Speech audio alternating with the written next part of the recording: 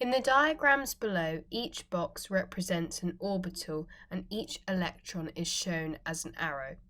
Which diagram shows the correct arrangement of electrons in an atom of carbon? So firstly, if we write the electron configuration of carbon, it would be 1s2, 2s2, 2p2. So now we need to look at the different options that were given. So we need 2 electrons in the 1s subshell or orbital that we've got in each of our options. Then we need to look at our 2s2, so we'll need 2 in this as well. So we only have 2 in our options C and D, so we can already eliminate A and B. Then we need our 2p2. So it's more stable for orbitals to partially fill, and that's to do with electron repulsion, because you would have electron spin up and spin down within each orbital. So electrons will repel, and meaning that it's less stable. So it'd be more stable if you had 1 in one orbital and then 1 in another orbital. So the only option that shows this is D. Therefore, our answer is D for this question, and to get the mark for this question, you need to write D in the answer box provided. Which statement about the reactions of halogens with halide ions is correct? A. I2 aqueous can oxidize Br- aqueous.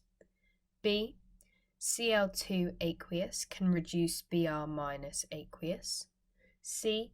Br- aqueous can reduce Cl2 aqueous.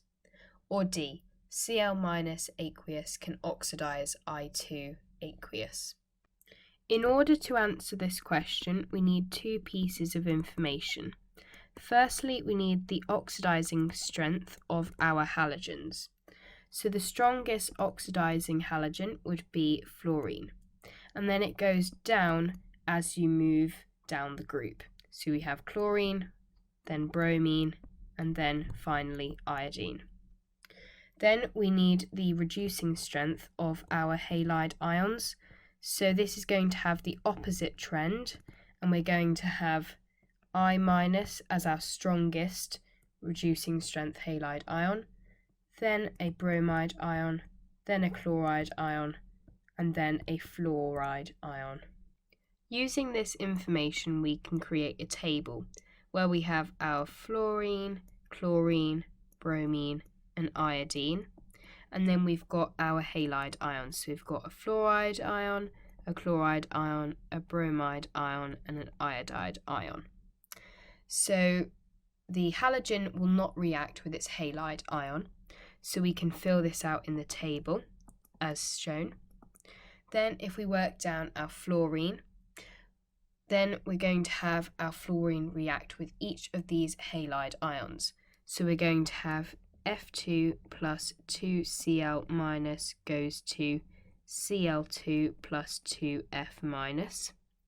Then we're going to have F2 plus 2Br minus goes to 2F minus plus Br2.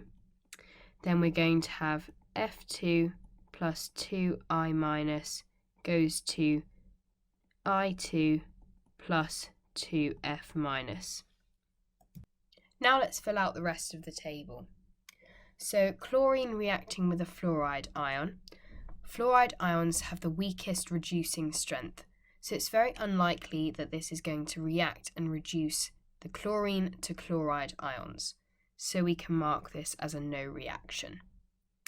This is the same for fluoride ions across the rest of the table. They're not going to react with bromine or iodine because they have the weakest reducing strength, and the oxidizing strength of chlorine, bromine, and iodine is weaker than that of fluorine, so again they're not going to oxidize the fluoride ion. Filling out the rest of the chlorine table, chlorine will react with bromide ions, and it will produce the equation Cl2 plus 2Br minus goes to Br2 plus 2Cl minus, and chlorine will also react with iodide ions to produce Cl2 plus 2I minus goes to 2Cl minus plus I2. Let's now continue to complete the table. Bromine does not react with bromide ions, so it makes sense that something with a weaker reducing strength than a bromide ion, such as a chloride ion, would also not react. So we're going to have no reaction here. And this same principle will be applied to iodine and chloride ions and bromide ions. There will be no reaction. So then we just need to complete the last equation in this table. So we would have Br2 plus 2I minus goes to 2Br minus plus I2. Now let's use our table to work out the correct answer. A. Iodine can oxidize bromide ions. We know from this table this cannot happen, so A cannot be our answer. B. Chlorine can reduce bromide ions. Chlorine and bromine do have a reaction, so chlorine and bromide ions, but what's happening is that chlorine is oxidizing bromide ions, not reducing them. So B cannot be our answer. C. Bromide ions can reduce chlorine. Well, this is another way of saying that chlorine is oxidizing bromide ions by saying that bromide ions are reducing chlorine. So this is actually true. Then D. Chloride ions can oxidize iodine. Well, chloride ions and iodine do not have a reaction, so this cannot be true. Therefore, our answer is C, and to get the mark for this question, you need to write C in the answer box provided. One molecule of gas has a mass of 2.658 times 10 to the negative 23 grams. What is a possible formula of the gas? A. CH4, B. O2, C. SO2, or D. SO3. In order to work out the possible formula of this gas, we are going to use its relative formula mass. To work out its relative formula mass, we're going to use the mass we're given in the question and Avogadro's constant. So by multiplying the mass in the question, 2.658 times 10 to the negative 23, by Avogadro's constant, which is 6.023 times 10 to the 23, we get 16 as our relative formula mass of the gas. Then we need to work out the relative formula masses of these different options. So working out the relative formula masses of the options in this question, CH4, that would be 12 plus 4, and that equals 16. So it's very possible that A is the correct answer for this question, but we need to check by working out the relative formula masses of the rest of our options. So O2, that would be 16 times 2, and that equals 32. So therefore, O2 is not a possibility for this question. SO2, that would be 32 plus 16 times 2, and that equals 64. So again, this can't be an answer for this question. Finally, SO3, that would be 32 plus 16 times 3, that equals 80. Again, this can't be an answer for this question because 80 is too much or too high over 16. Therefore, our answer is A, because this is the only thing that gives us 16. And to get the mark for this question, you need to write A in the answer box provided. In the laboratory, acid spills can be cleaned up and made safe by spreading anhydrous sodium carbonate over the spill to neutralize the acid. A student accidentally spills 50.0 centimeters cubed of 2.00 moles per decimeter cubed hydrochloric acid aqueous on the bench. What is the minimum mass of anhydrous sodium carbonate required to neutralize the acid? A. 4.15 grams. B. 5.30 grams. C. 8.30 grams. Or D. 10.6 grams. The first thing we need to do with this question is write the equation. So we're reacting HCl with sodium carbonate. So we would have HCl plus Na2CO3, and that would produce 2NaCl plus CO2 plus H2O. So we need 2 hydrochloric acids. Then we need to work out the moles of hydrochloric acid using its volume and concentration. So we're going to use the equation triangle of NV times C, which is moles over volume times concentration. So that would be 50 times 10 to the negative 3 to convert centimetres cubed into decimeters cubed, multiplied by 2, and that gives us 0.1 moles of HCl. But we need the moles of sodium carbonate, so we're going to do 0.1 divided by 2, and that gives us 0.05 moles of sodium carbonate, or Na2CO3. Finally, to work out mass, we're going to use another equation triangle of mass is equal to moles times relative formula mass. So we've got the moles, we've got 0.05 times the relative formula mass of sodium carbonate, that would be 23 times 2 plus 12 plus 16 times 3, and that equals 5.30 grams. So if we look at the options in the question, 5.30 grams, that matches B. So to get the mark for this question, we need to write B in the answer box provided. What is the oxidation number of N in MgNO2 brackets 2, 3H2O? A plus 2, B plus 3, C plus 4, or D plus 5? In the molecule, H2O is a neutral bit of the molecule. Therefore, we don't need to worry about H2O affecting the oxidation number of N. So focusing on MgNO2 brackets 2, well, Mg has an oxidation number of plus 2. So Mg plus 2, and we want MgNO2 brackets 2 to equal 0 in its total oxidation number. So that means that NO2 must have an overall oxidation number of minus 1. O2 is minus 2 times 2, because oxygen has an oxidation number of minus 2, and there are 2 of them, so minus 2 times 2 equals minus 4. Therefore, to give an overall oxidation number of minus 1, N would have an oxidation number of plus 3, because plus 3 minus 4 equals minus 1. Then, looking at our options for plus 3, that matches option B.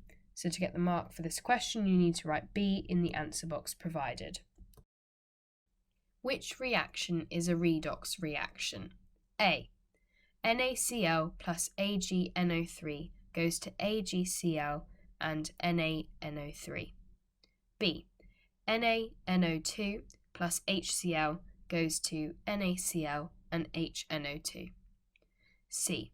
CaSO3 plus 2HCl goes to CaCl2 plus H2O plus SO2. Or D.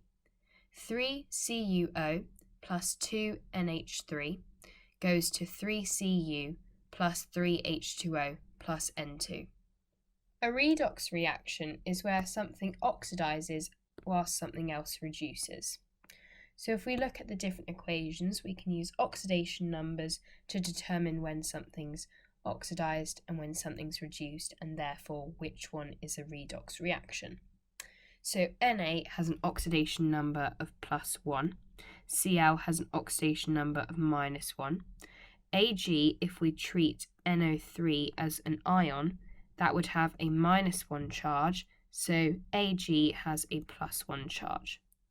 Ag also has a plus 1 charge in its product because Cl has a minus 1 charge, and we want each compound to have an overall oxidation number of 0.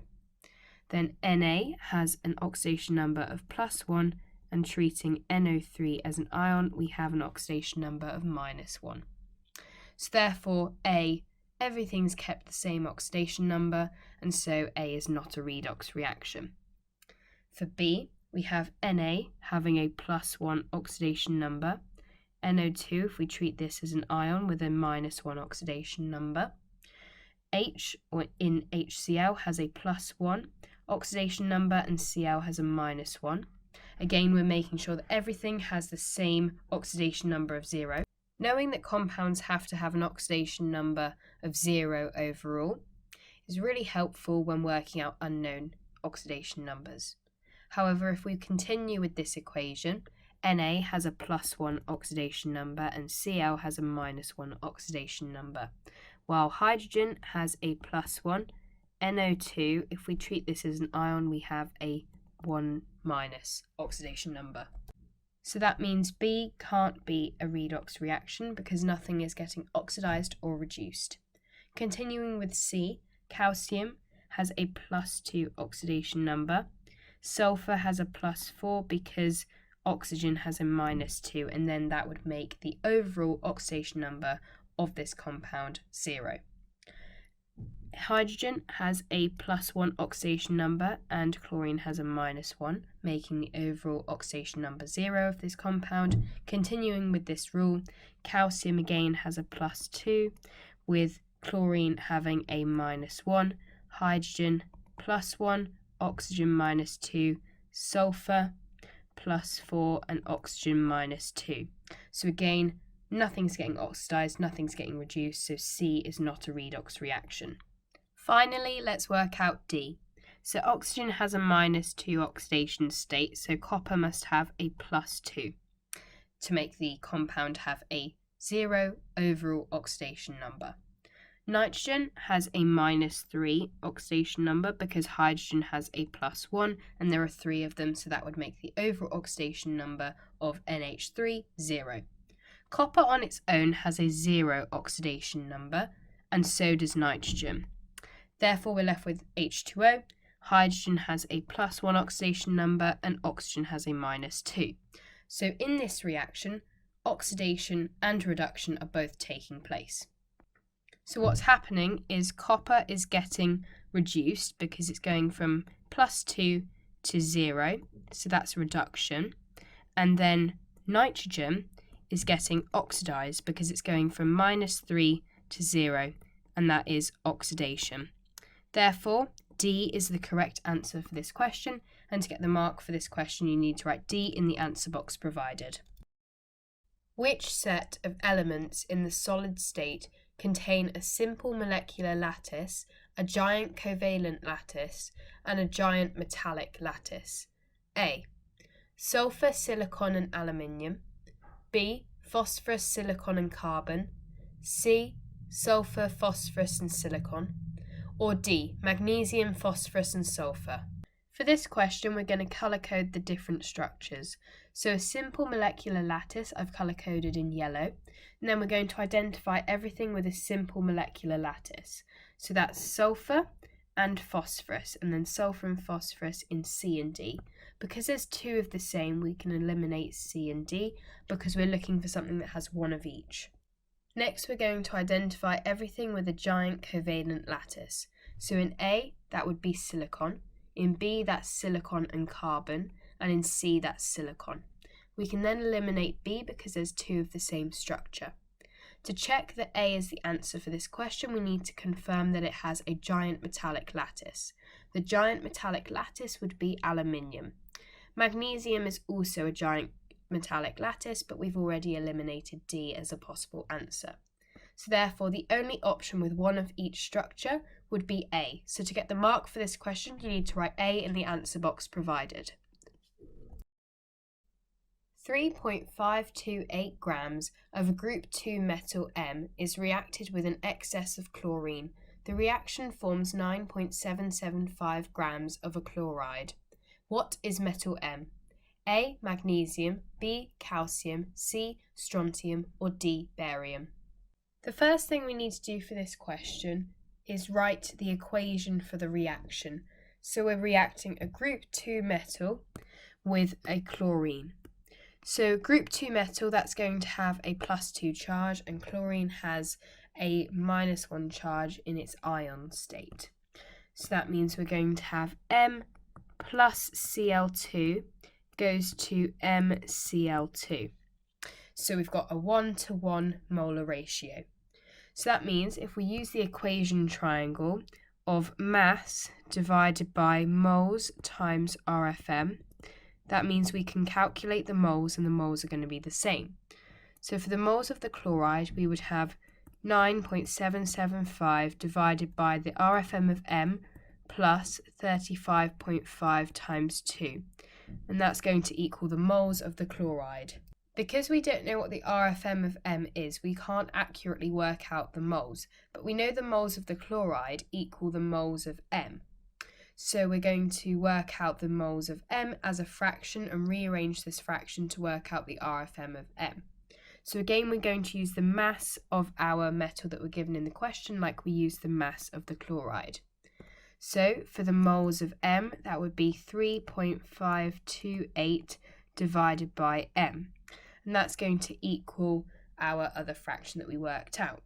So if we rearrange this, we get 9.775 M equals 3.528 M plus 246.96.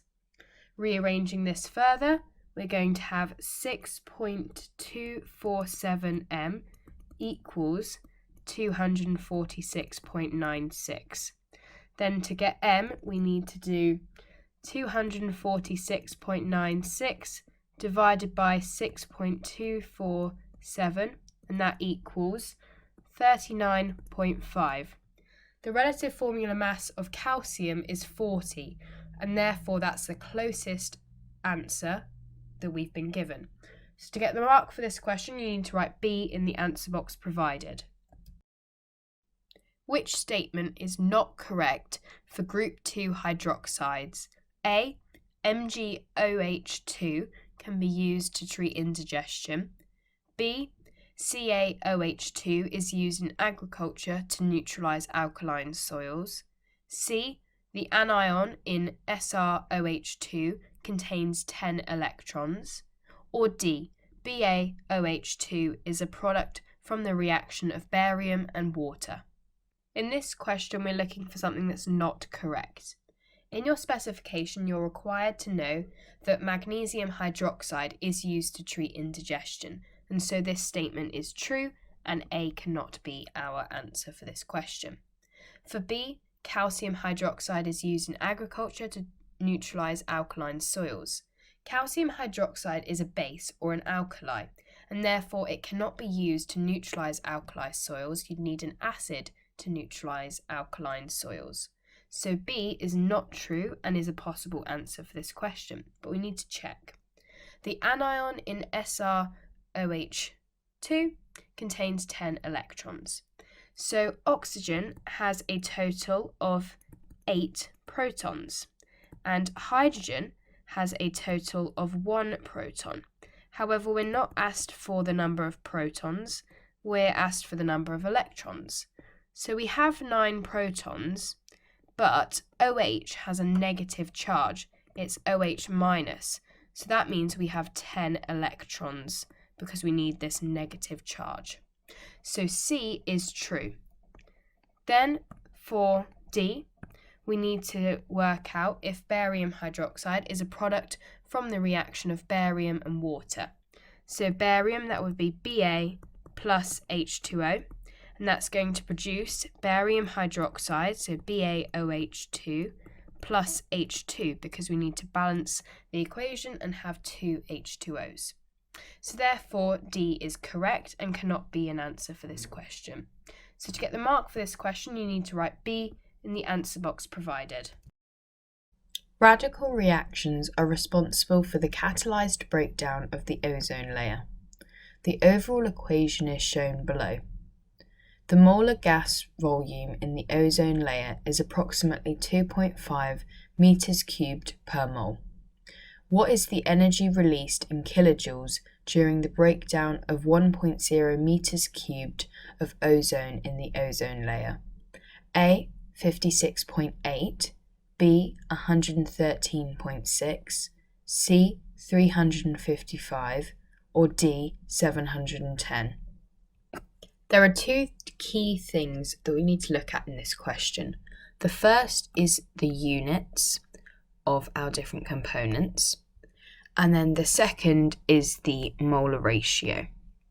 So we have a 2 to 3 molar ratio, and then using the units we can work out the kilojoules, or the energy. But we'll need to divide our final answer by 2 because of this molar ratio. So let's get started. If we had 2.5 meters cubed per mole, and we divided this by 1.0 meters cubed, we would cancel out the meters cubed and get 2.5 per mole, or moles to the minus 1. Then, taking our enthalpy change of reaction, we would do minus 284 divided by 2.5, adding our units, we'd have moles to the minus 1 and kilojoules per mole, or kilojoules moles to the minus 1. So these moles to the minus 1s cancel out, and we're left with 113.6 kilojoules. And then we said to divide by 2 because of the 2 in our molar ratio. So dividing by 2, and we get 56.8 kilojoules. We've switched the sign from being negative to positive here because the energy is being released, and it's just the amount of energy that you're releasing, and you can't have a negative amount in an exothermic reaction. We know it's an exothermic reaction because of the negative enthalpy change, and so that means energy is going to be released into the atmosphere, and so we're going to have a positive energy released. So looking at the answers we've been given, we want something that matches 56.8, and that's option A. So to get the mark for this question, you write A in the answer box provided. A graph of ln K against 1 over T, T in Kelvin, for a reaction has a gradient with the numerical value of minus 4,420. What is the activation energy in kilojoules per mole for this reaction? A, minus 532, B, minus 36.7, C, plus 36.7, or D, 5.32 times 10 to the 5. So this question is asking about the Arrhenius equation, and in the form that they're using in the question, that would be ln K equals EA over RT plus ln A. So because we've plotted 1 over T against ln K, the gradient would be equal to EA over R, and it's going to be minus EA over R is equal to the gradient, which I'm here writing as delta Y over delta X, or the change in Y over the change in X. So given our answer, we've got minus 4,420 as our gradient, so we're going to have minus 4,420 equals minus EA over R. So to get what EA is, we need to multiply by minus R. So that would be minus 4,420 multiplied by minus 8.314, and that equals 36747.88 joules per mole. But we're asked for kilojoules per mole. So converting this, we would need to divide by 1,000, and we would get 36.7 kilojoules per mole. Then looking at the answers we're given in the question, this matches option C. So to get the mark for this question, you need to write C in the answer box provided. This equation shows the dissociation of the acid H3AsO4 in water. Which pair is a conjugate acid-base pair? A, H3AsO4 and H2O, B, H2AsO4 minus and H3O plus, C, H3AsO4 and H3O plus, or D, H3O plus and H2O. In this question, H3AsO4 is acting as our acid, so we can label this as A1, and H2O is acting as our base, so this can be B2. That means that the conjugate acid-base pair for H3AsO4 would be H2AsO4 minus. So this can be B1. And then we're left with H3O plus is the conjugate acid of H2O. And this can be labelled as A2. So that means we have H3AsO4 and H2AsO4 minus, and then H2O and H3O plus. Then looking at the options in the question, we need to find something that matches these acid-base pairs, or the conjugate acid-base pairs. So the only thing that matches these conjugate acid-base pairs that we've been given is option D of H3O plus and H2O. So to get the mark for this question, you need to write D in the answer box provided. What is the number of stereoisomers for NiH2NC H2 CH2 NH2 brackets 2 Cl2 can form? A2, B3, C4 or D6? This is a metal complex and it's going to have an octahedral arrangement. Here I'm drawing the 3D arrangement of an octahedral structure and with sticks and wedges. So if we were to draw our first stereoisomer, we would draw our trans stereoisomer, and that's when our components are on opposite sides from each other. So here our two chlorines are on opposite sides and our NH2, CH2, CH2, NH2s are on opposite sides. So we can call this our trans stereoisomer. If we were to draw the cis stereoisomer, again we need to draw our octahedral 3D arrangement, and then we would draw our components on the same side. So here we've got our chlorines on the same side and our NH2, CH2, NH2s are on the same side. And then finally, if we were to put a mirror here, we could form our third stereoisomer, which is going to be our cis optical stereoisomer, and that is just the mirror image of our cis stereoisomer.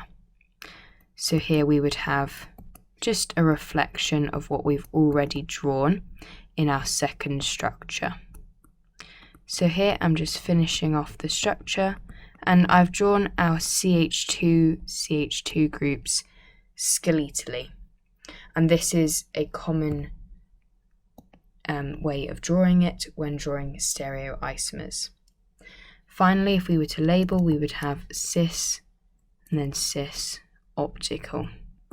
So counting up the number of stereoisomers, we have 3, which is B. So to get the mark for this question, you need to write B in the answer line provided. Which property or properties is or are correct for a transition element? 1. The element has atoms with a partially filled D subshell.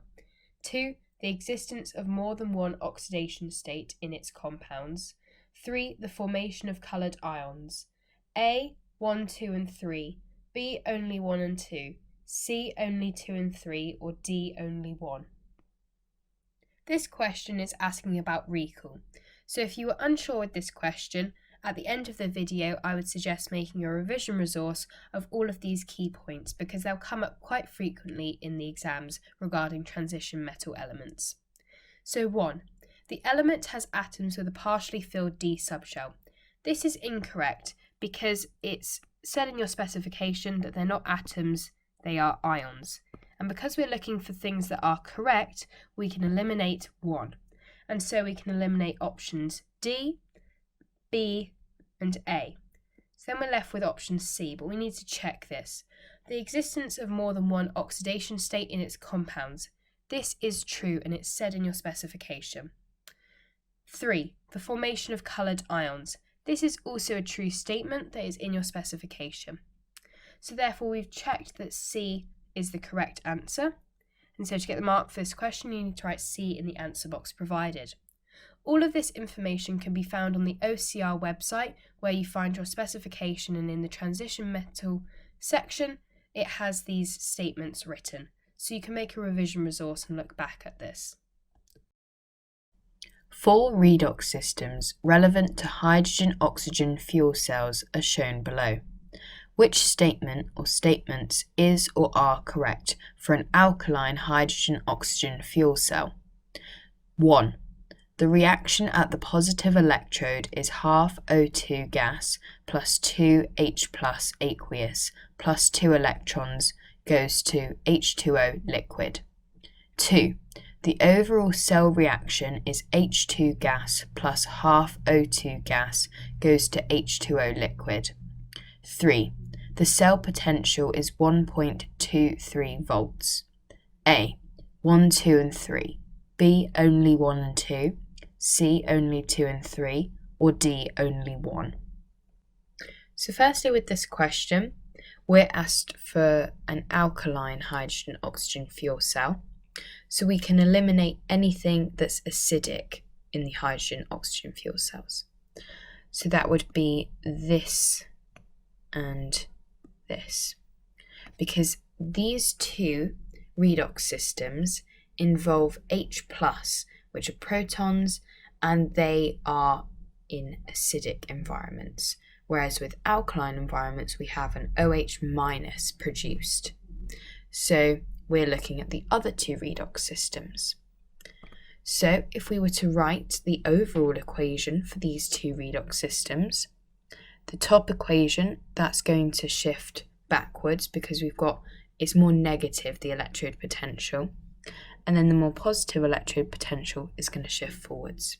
So if we were to rewrite these equations firstly, we would have OH- plus half H2 goes to H2O plus an electron, and then half O2 plus H2O plus 2 electrons goes to 2 OH-. Then if we were to balance these equations, because we want the overall equation, we need 2 of everything in the top equation because we want 2 electrons. And so that means that it's balanced now. Writing our overall equation, we can have 2 OH- plus H2 plus half O2 plus H2O plus 2 electrons goes to 2 H2O plus 2 electrons plus 2 OH-. Then cancelling out, we can cancel out our 2 OH-, cancel out our 2 electrons, and we can cancel out one of the waters. So that gives us the overall equation of H2 plus half O2 goes to H2O. And that is statement number 2. So we know that we're going to have statement number 2, so we can eliminate D as a possible answer. Then, looking at the cell potential, well, the cell potential will be 0.4 minus 0.83, and that equals 1.23 volts, which is number 3. So we can eliminate anything that doesn't involve number 3, which is B. And so the way I've worked out this cell potential is I've taken the most positive electrode potential and I've minused the most negative electrode potential. And this is what you do. Finally, we're left with statement number 1. We can't have statement number 1 because we're looking at an alkaline hydrogen-oxygen fuel cell. And statement number 1 involves our H+, which is related to an acidic hydrogen-oxygen fuel cell. So we can eliminate statement number 1. And that means we need to eliminate A. And so the answer for this question is C. And to get the mark for this question, you must write C in the answer box provided. Sir Humphrey Davy discovered several elements including sodium, potassium, magnesium, calcium and strontium. Part A. Explain which block in the periodic table sodium and magnesium belong to. Sodium and potassium are in the S block of the periodic table. The reason for this is because their highest energy electron is in an s orbital. So to get the mark for this question, we need to say that they're in the s block because the highest energy electron is an s orbital, hence why they're s block elements. Part B. A sample of magnesium Ar 24.305 is found to consist of 3 isotopes. The accurate relative isotopic masses and the percentage abundances of 2 of the isotopes are shown in the table. Determine the relative isotopic mass of the third isotope of magnesium in the sample. Give your answer to 5 significant figures. To work out Ar, you multiply the relative isotopic mass by the percentage abundance and divide by 100. So for this sample, that would be 78.99 multiplied by 23.985 divided by 100. And then we need to add the next multiplication or the next calculation that we're doing. So the relative isotopic mass times by the percentage abundance over 100. So that would be 10.00 multiplied by 24.986 divided by 100. And then to work out the third isotope, that would be, we need to do 10.00 plus 78.99. And then all of this, we do 100 minus, and that gives us the percentage of our third isotope. And that would be 11.01. So what we do in the fraction is we have 11.01 multiplied by m divided by 100, and that is going to equal 24.305. Rearranging this equation, we then get 11.01 times by m divided by 100, and that would be equal to 2.860645. And then that makes 11.01 times m equal to 286.06485. So then making m equal to 25.982, and that is to 5 significant figures. And I'm writing it to 5 significant figures because that's what we're told to do in the question. So then on the answer line, we need to write 25.982. For this question, you get your first mark for writing your fractions and that they're equal to the Ar of your sample of magnesium. And then you get your second mark for working out the relative isotopic mass of your third isotope, and that would be 25.982. Writing this to 5 significant figures, that all gets you your second mark for this question. Part C. A student adds an excess of calcium oxide to water in a test tube. In a separate test tube, the student adds an excess of strontium oxide to water. Part 1. Write the equation for the reaction of calcium oxide with water. State symbols are not required. Calcium oxide has the formula CaO, and water has the formula H2O. So these would be the formulas of our 2 reagents. And then we're going to produce calcium hydroxide, which has the formula Ca brackets OH brackets 2. And now we've balanced the equation. We've got 1 calcium on both sides, we've got 2 oxygens on both sides, and 2 hydrogens on both sides. To get the mark for this question, you need to write the equation as I've written on the screen here. The formula of calcium hydroxide is as follows, because if we use the crossover rule, calcium has a 2+ charge and OH has a minus charge. So crossing over, we would have Ca1, because it's 1 minus, that means 1 calcium, and 2 OHs, because we've got a 2+ charge from the calcium, meaning we need 2 negative charges to counteract this. Part 2. Suggest the appropriate pH of the two solutions formed in the test tubes.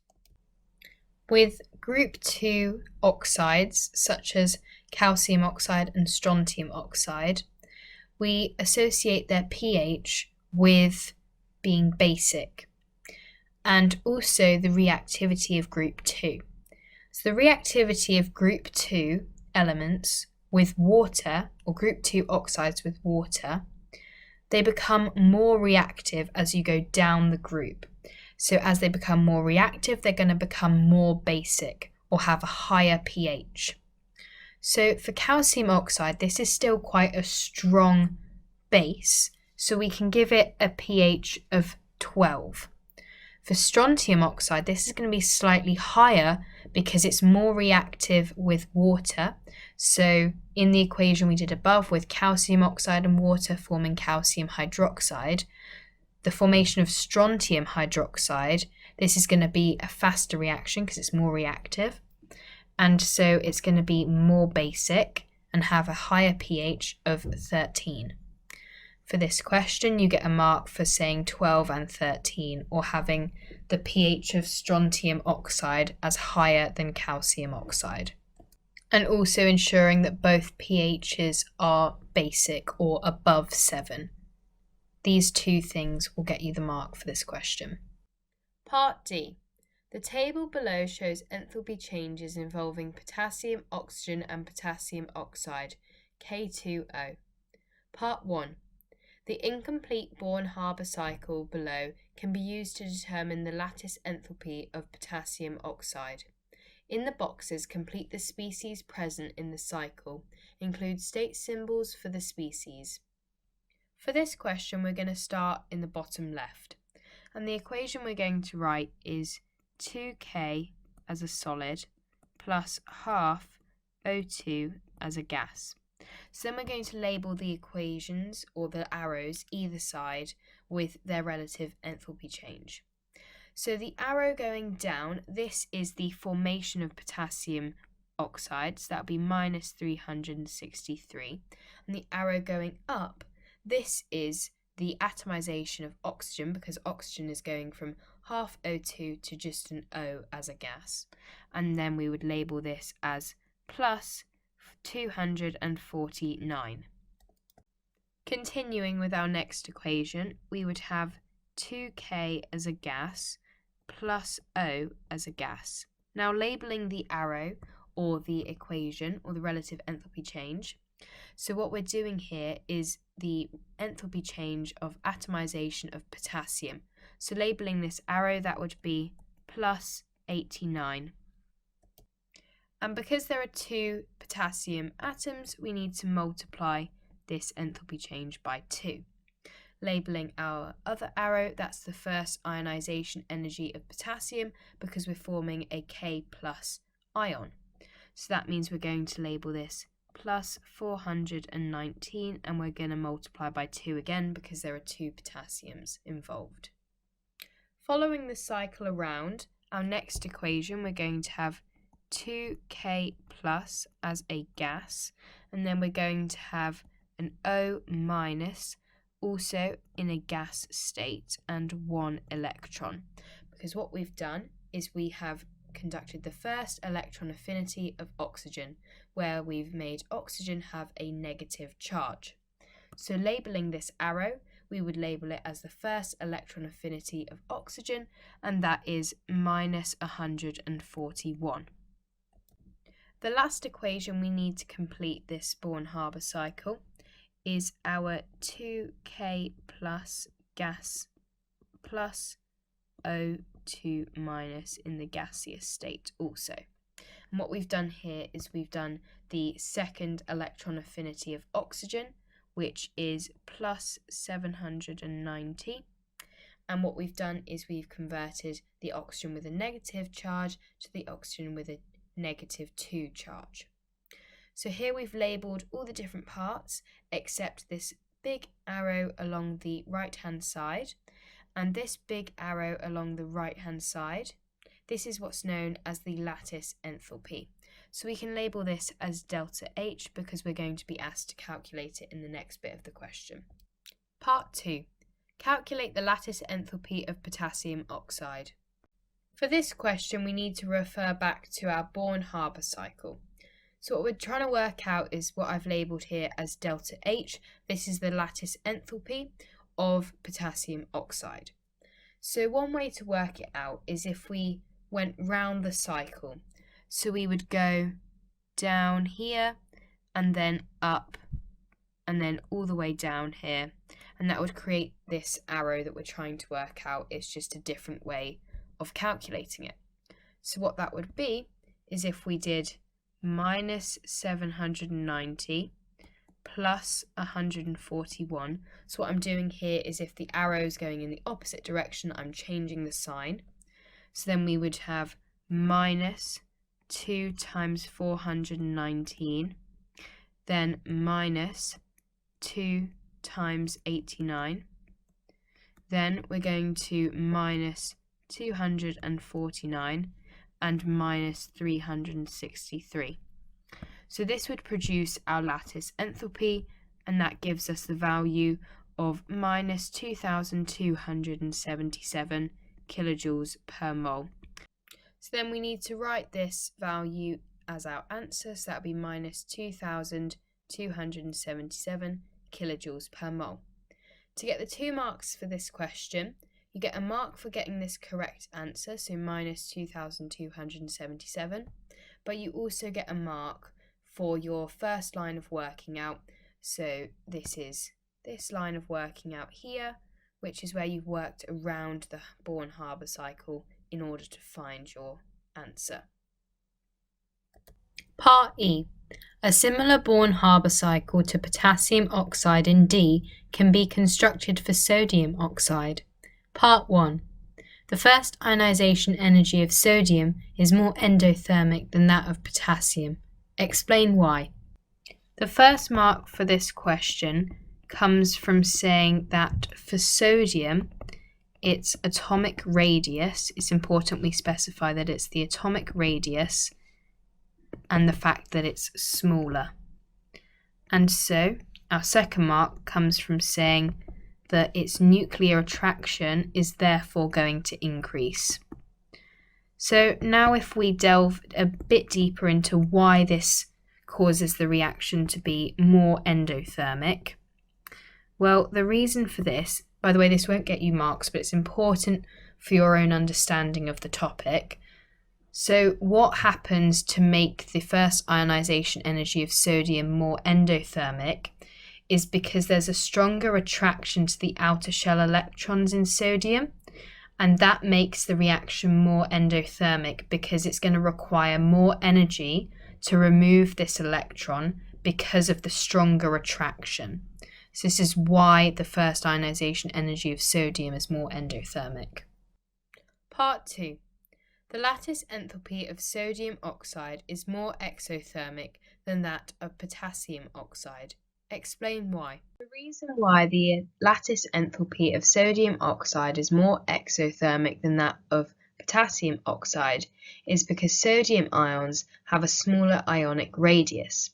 Because they've got a smaller ionic radius, the Na plus and O2 minus ions have a stronger attraction because there's less space between them.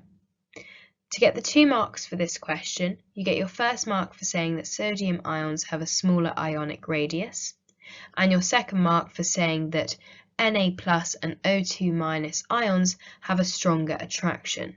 The comparison of ions is essential to getting the mark for this question.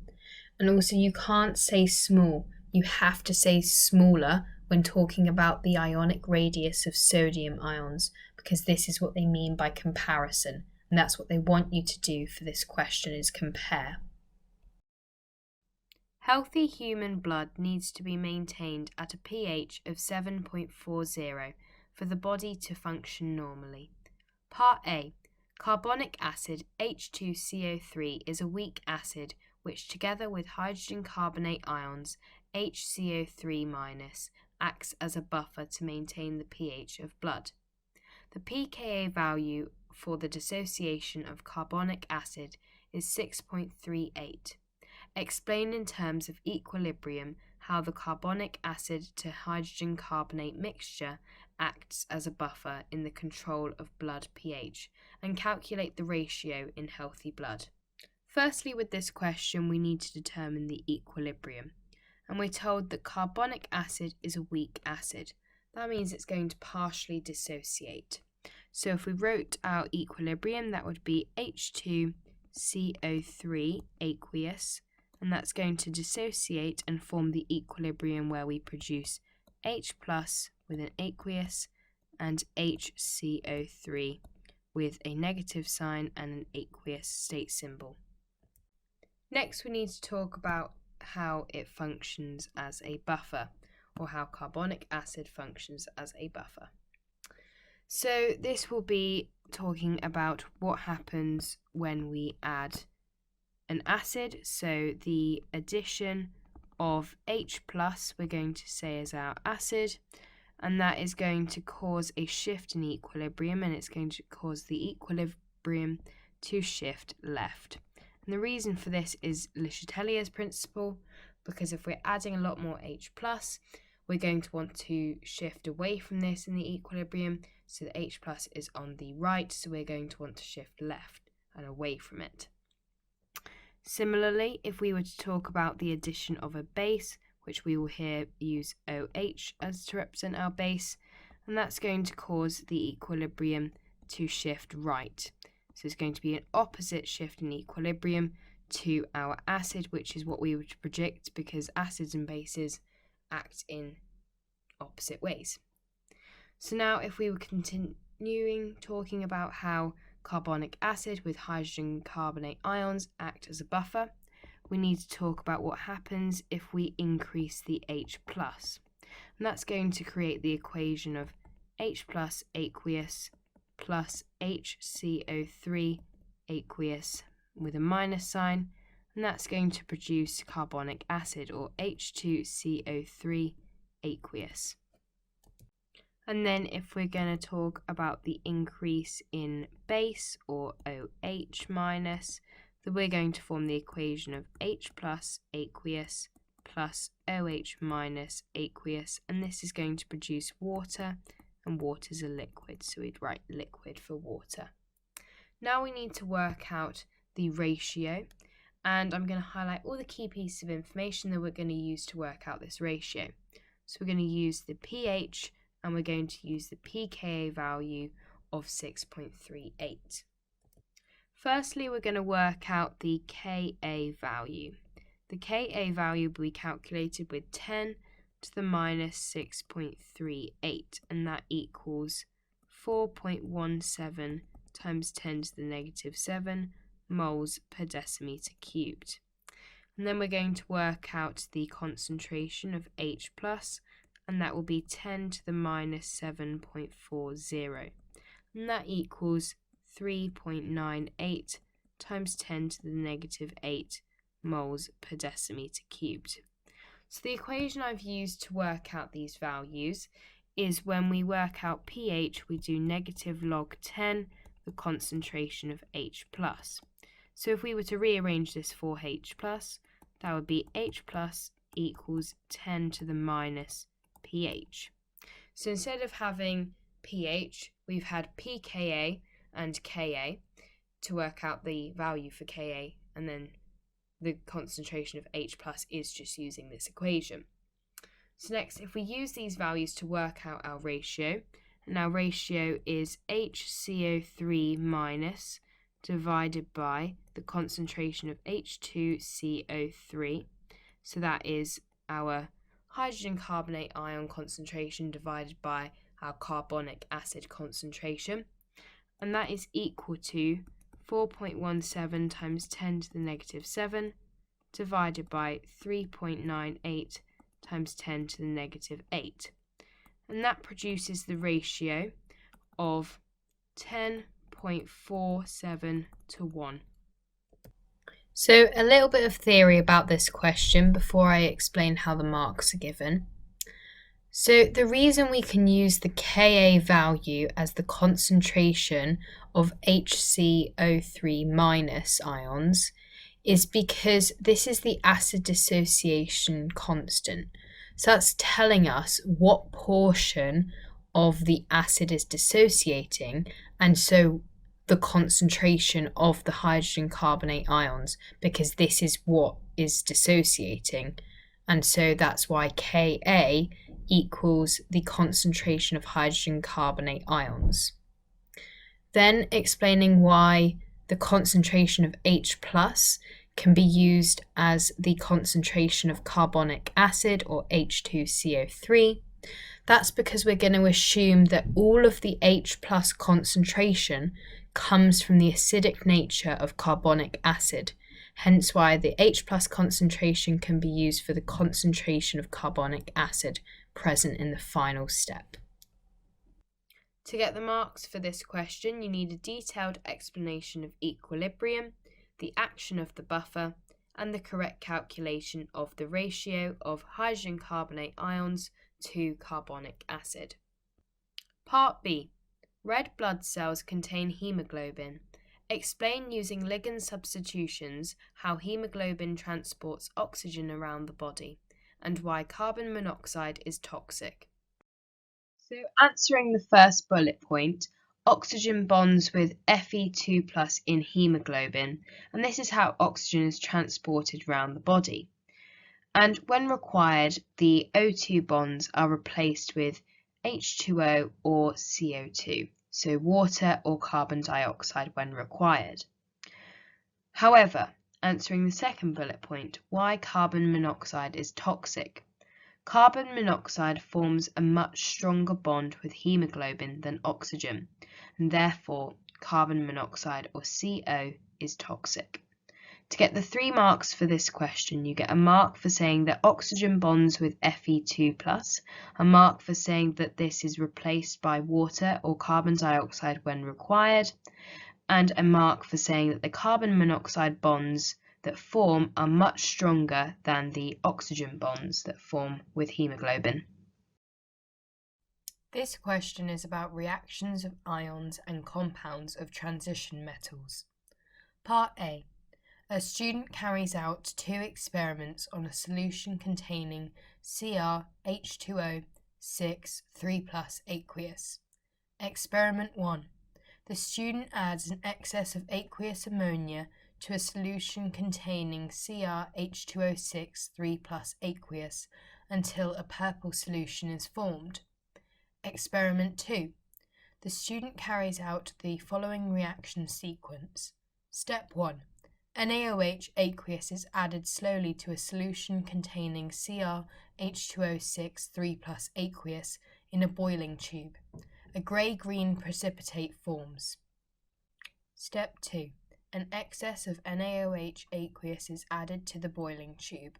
The precipitate dissolves and a green solution forms containing a 6-coordinate complex ion. Step 3. H2O2 is added to the mixture and the boiling tube is heated. A yellow solution forms. Step 4. The solution in the boiling tube is acidified. The solution now contains Cr2O7 2- aqueous.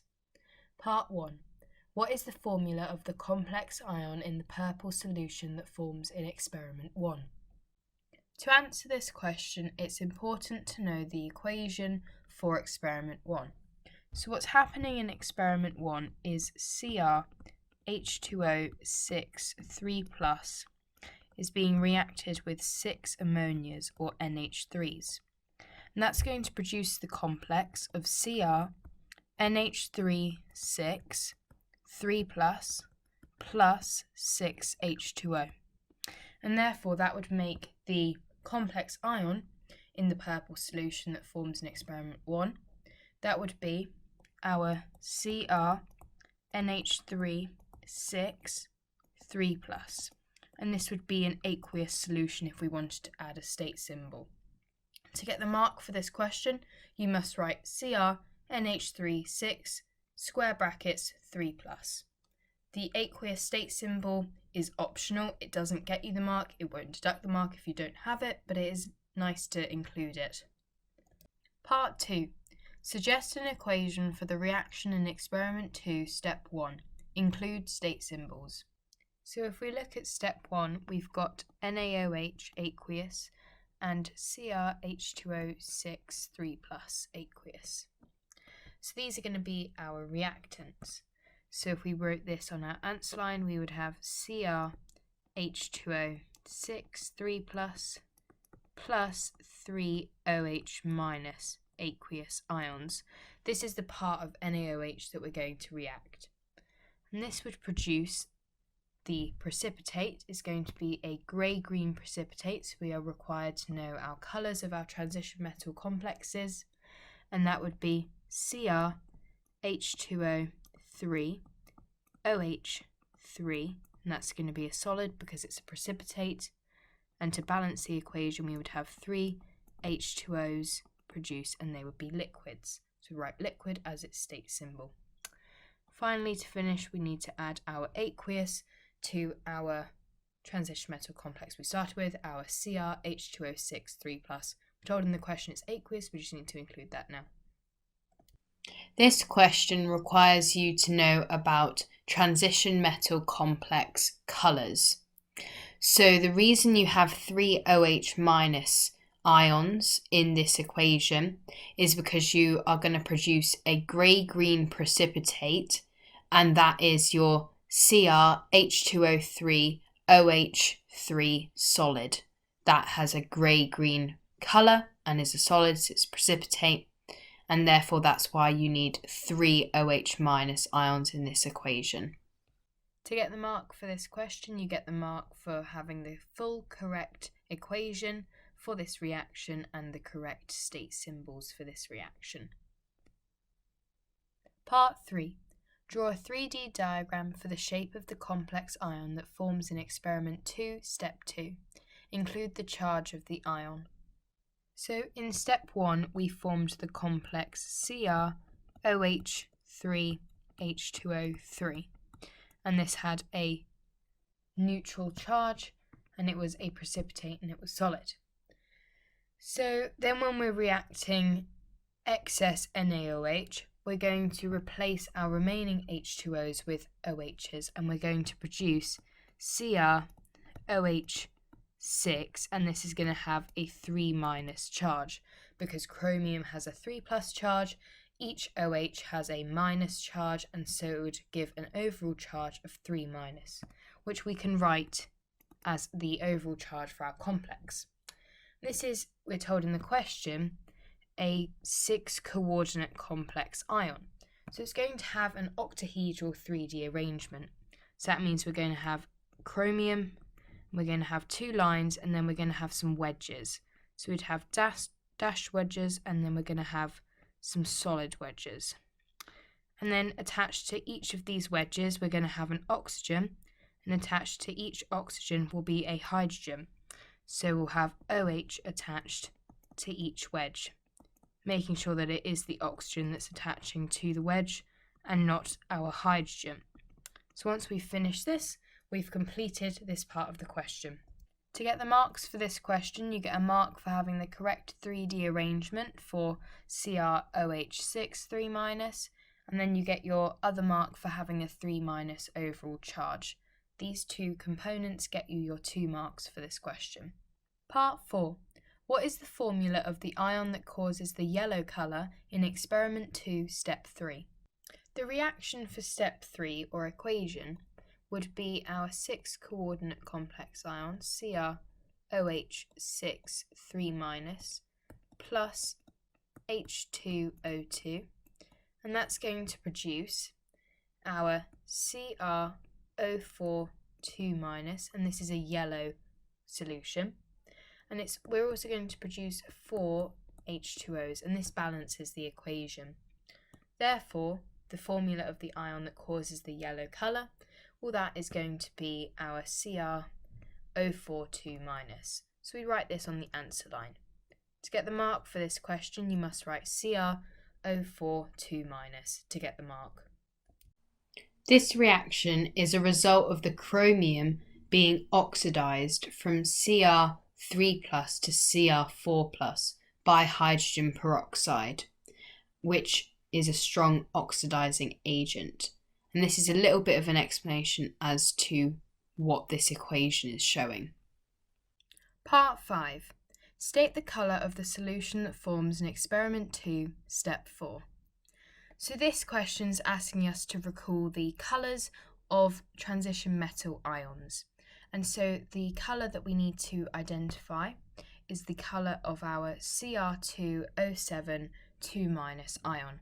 And the colour of this ion is an orange colour. This is something you need to know for this syllabus, and so if you didn't know it already, I'd recommend making a revision resource because this is a recall question. To get the mark for this question, you must write orange on the answer line provided. Part B. Vanadium ions have 4 common oxidation states. Table 18.1 shows the colours of the ions in aqueous solution. Part 1. Complete the electron configuration of a V3+ ion. Firstly, let's write the electron configuration for vanadium. So that would be 1s2, 2s2, 2p6, 3s2, 3p6, 4s2, 3d3. And then we're asked for a V3+ ion, so that means it's going to lose 3 of its electrons. So the 4s electrons, they're filled first, but they're also lost first. So we're going to lose both of these 4s electrons and then one 3d electron. So that would leave us with the electron configuration for a V3+ ion as 1s2, 2s2, 2p6, 3s2, 3p6, 3d2. To get the mark for this question, you must have the correct complete electron configuration for a V3+ ion. So 1s2, 2s2, 2p6, 3s2, 3p6, 3d2. Part 2. The student adds excess iron to a solution containing VO2+ aqueous ions and observes that the colour of the solution changes from blue to green and then to violet. Use the relevant standard electrode potentials shown in Table 18.2 to explain these observations. So firstly, what we want in this question is we're told that an excess of iron is added to a solution containing VO2+ aqueous ions. So that means we need to look at the ion equilibrium or redox system, and we want the iron. So that means we want this equilibrium system to go backwards or shift to the left. And then we want the VO2+ ions. So we're looking at the two that contain the VO2+ ions, and we want the equilibrium to shift forwards. So that means we want it to be more positive, and if we are shifting forwards, because it's more positive than our negative 0.44, this +1 would shift forwards also, and we don't want that because for this one we want it to shift backwards so that we start with our VO2+. So that means we're going to react redox systems 2 and 4 together.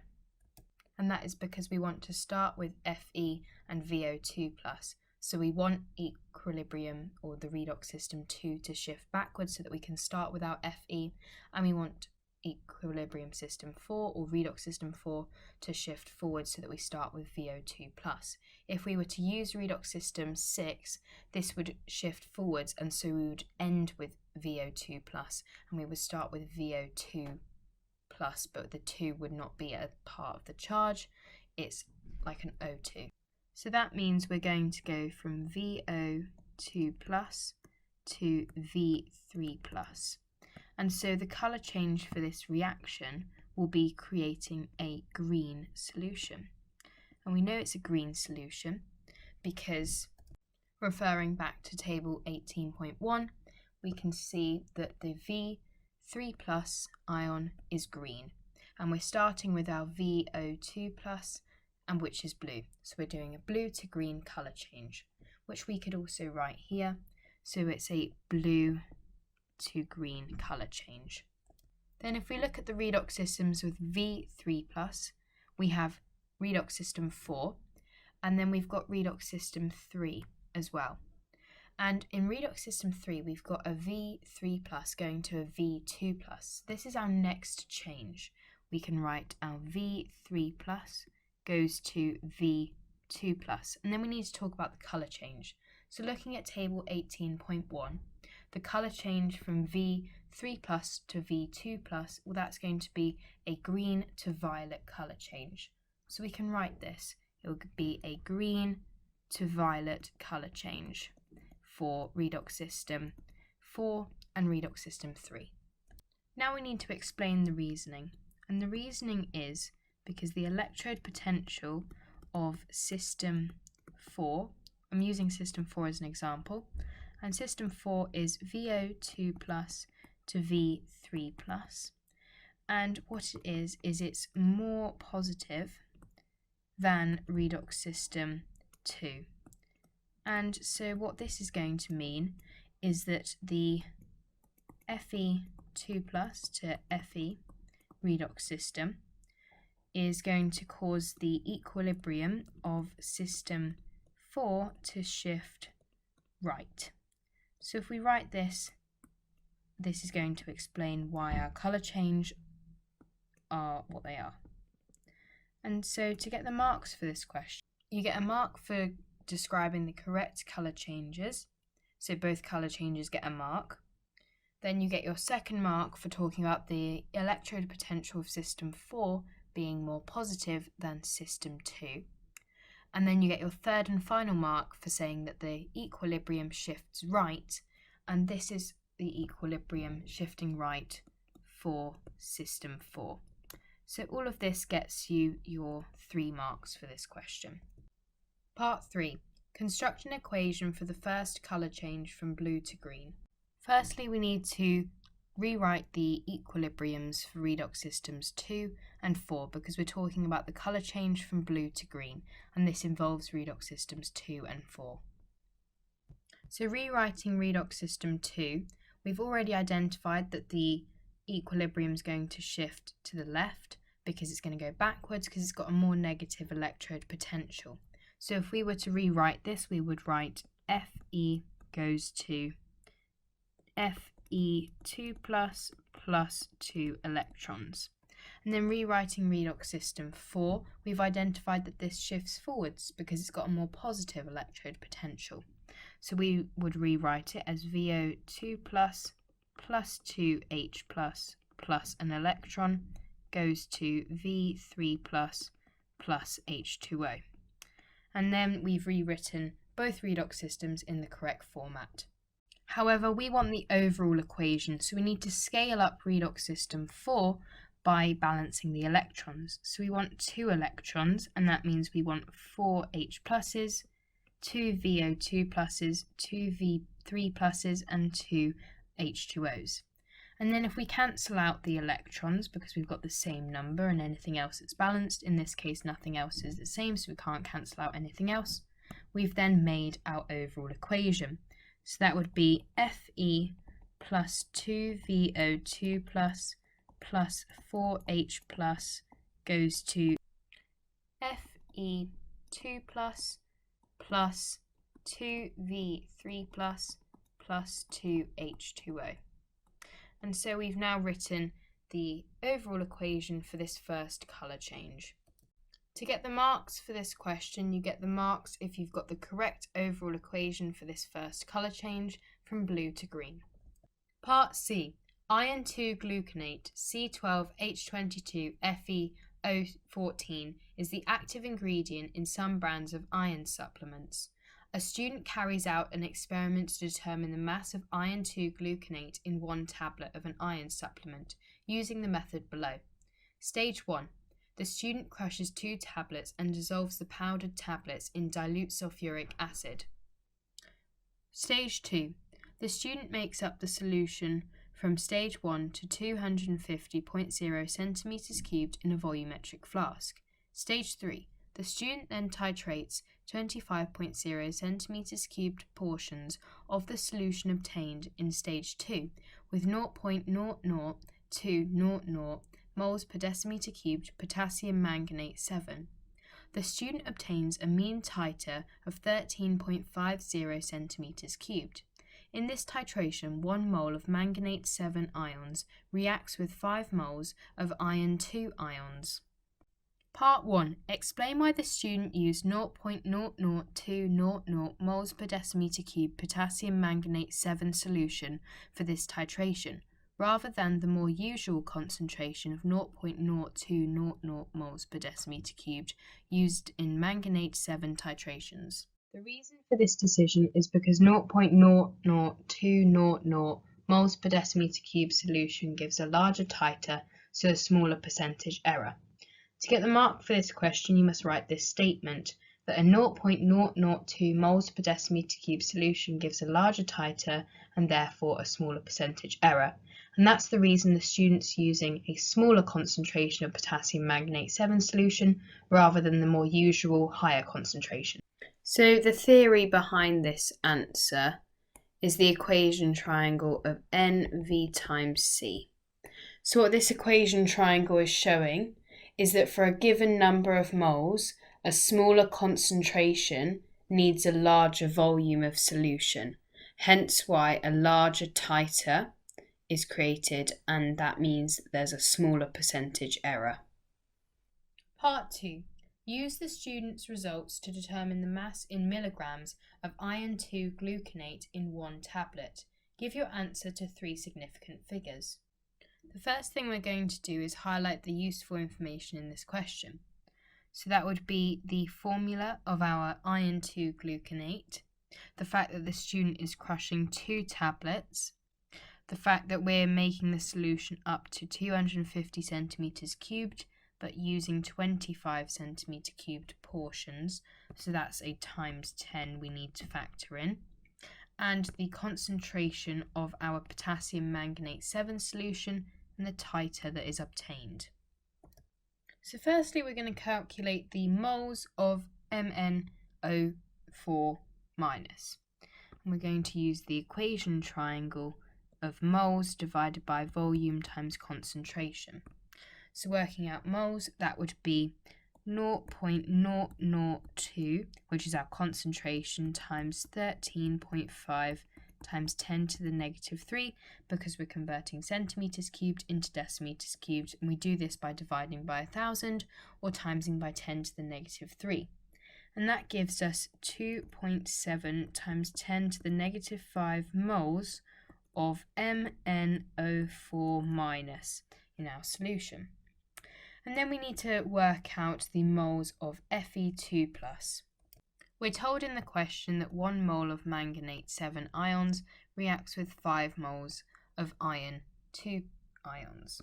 So that means to work out its moles, we do 2.7 times 10 to the negative 5 multiplied by 5, and that gets us 1.35 times 10 to the negative 4 moles of Fe2+ in 25 centimeters cubed.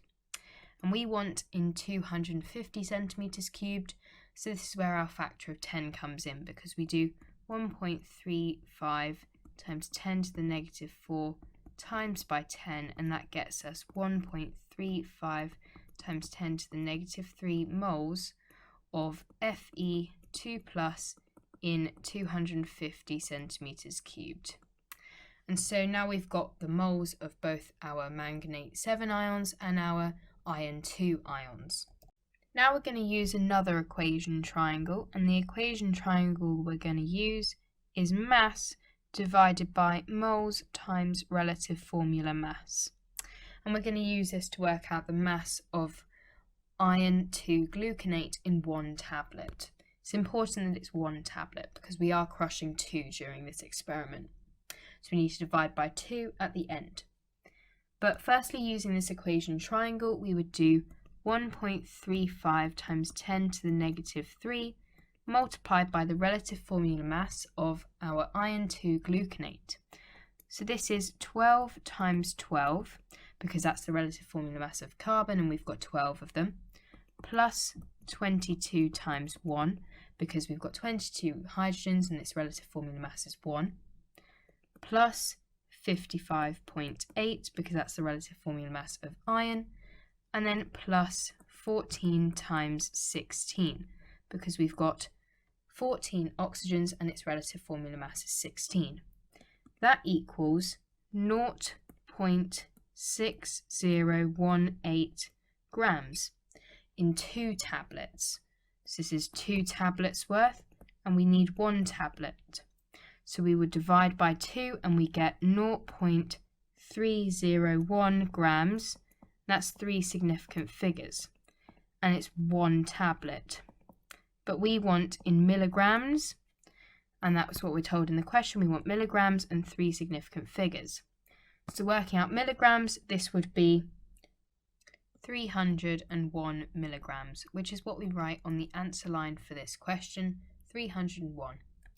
To get the 5 marks for this question, you get a mark for working out the moles of MnO4-, a mark for working out the moles of Fe2+ in 25 centimeters cubed, a mark for working out the moles of Fe2+ in 250 centimeters cubed, a mark for working out the mass of 2 tablets, or the mass of iron 2+ in 2 tablets, and then your final mark comes from working out that it's 301 milligrams of iron 2 gluconate in 1 tablet. Writing this as 3 significant figures, writing 301 gets you your 5th and final mark. Part 3. Some iron supplements contain iron 2 sulfate or iron 2 fumarate. The information in table 18.3 is taken from the labels of 2 iron supplements A and B. Choose which iron supplement, A or B, would provide the greater mass of iron per tablet. What we're going to do is work out the ratio of iron in each compound first, and then we're going to multiply it by the mass of iron in milligrams. So for supplement A, working out the composition by mass or relative formula mass, that would be 55.8, because that's the relative formula mass of iron, divided by the relative formula mass of the compound A. So that would be 55.8 plus 32 plus 4 times 16. And then we're going to multiply this by 180, and that gives us 66 milligrams, because we've worked out the ratio of iron in the compound and then multiplied it by the mass of iron in 1 tablet. So we've got 66 milligrams, and then we're working out B. So we would have 55.8 divided by 4 times 12 plus 2 plus 55.8 plus 4 times 16. And that gives us the mass, if we multiplied by 210, of 69 milligrams. And so our answer is B. To get the mark for this question, you need to write B on the answer line provided. Sulfuric acid is an important chemical used to make detergents, fertilizers, and dyes. It is manufactured in a multi-step process. Part A. In the first step of the manufacture of sulfuric acid, sulfur dioxide can be made from the combustion of hydrogen sulfide, shown in reaction 1. Part 1. Explain why the enthalpy change for reaction 1 has a negative value. Use ideas about enthalpy changes associated with bond breaking and bond making. The reason why reaction 1 has a negative value is because it's exothermic, and that means that more energy is released by forming bonds than required when breaking bonds. To get the mark for this question, you need to write this statement: more energy released by forming bonds than required when breaking bonds. This gets you the mark for this question and explains why reaction 1 has a negative value of minus 1125 kilojoules per mole. Part 2. Some standard entropy values are given below. Using calculations, explain whether reaction 1 is feasible at 20 degrees Celsius. For this question, we're going to be using the equation delta G equals delta H minus T delta S. And we need to work out delta S first, which is the change in standard entropy values. So using the equation and the entropy values in the table, we can work out delta S. And that would be delta S equals brackets 2 times 248, because what we're doing is we're working backwards. So we're going to do products minus reactants. So that's part of our products, our 2 times 248 plus 2 times 70, because that's our standard entropy change or value of water, and then minus 2 times 206 plus 3 times 205. And that equals a standard entropy change, or the difference in standard entropy changes, of minus 391.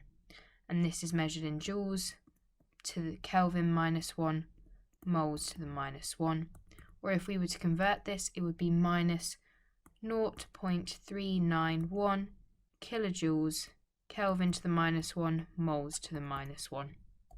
So then working out delta G, or Gibbs free energy, that would be minus 1125, which is the value of delta H that we've been given in the question, minus 273 plus 20, because that's our temperature in Kelvin.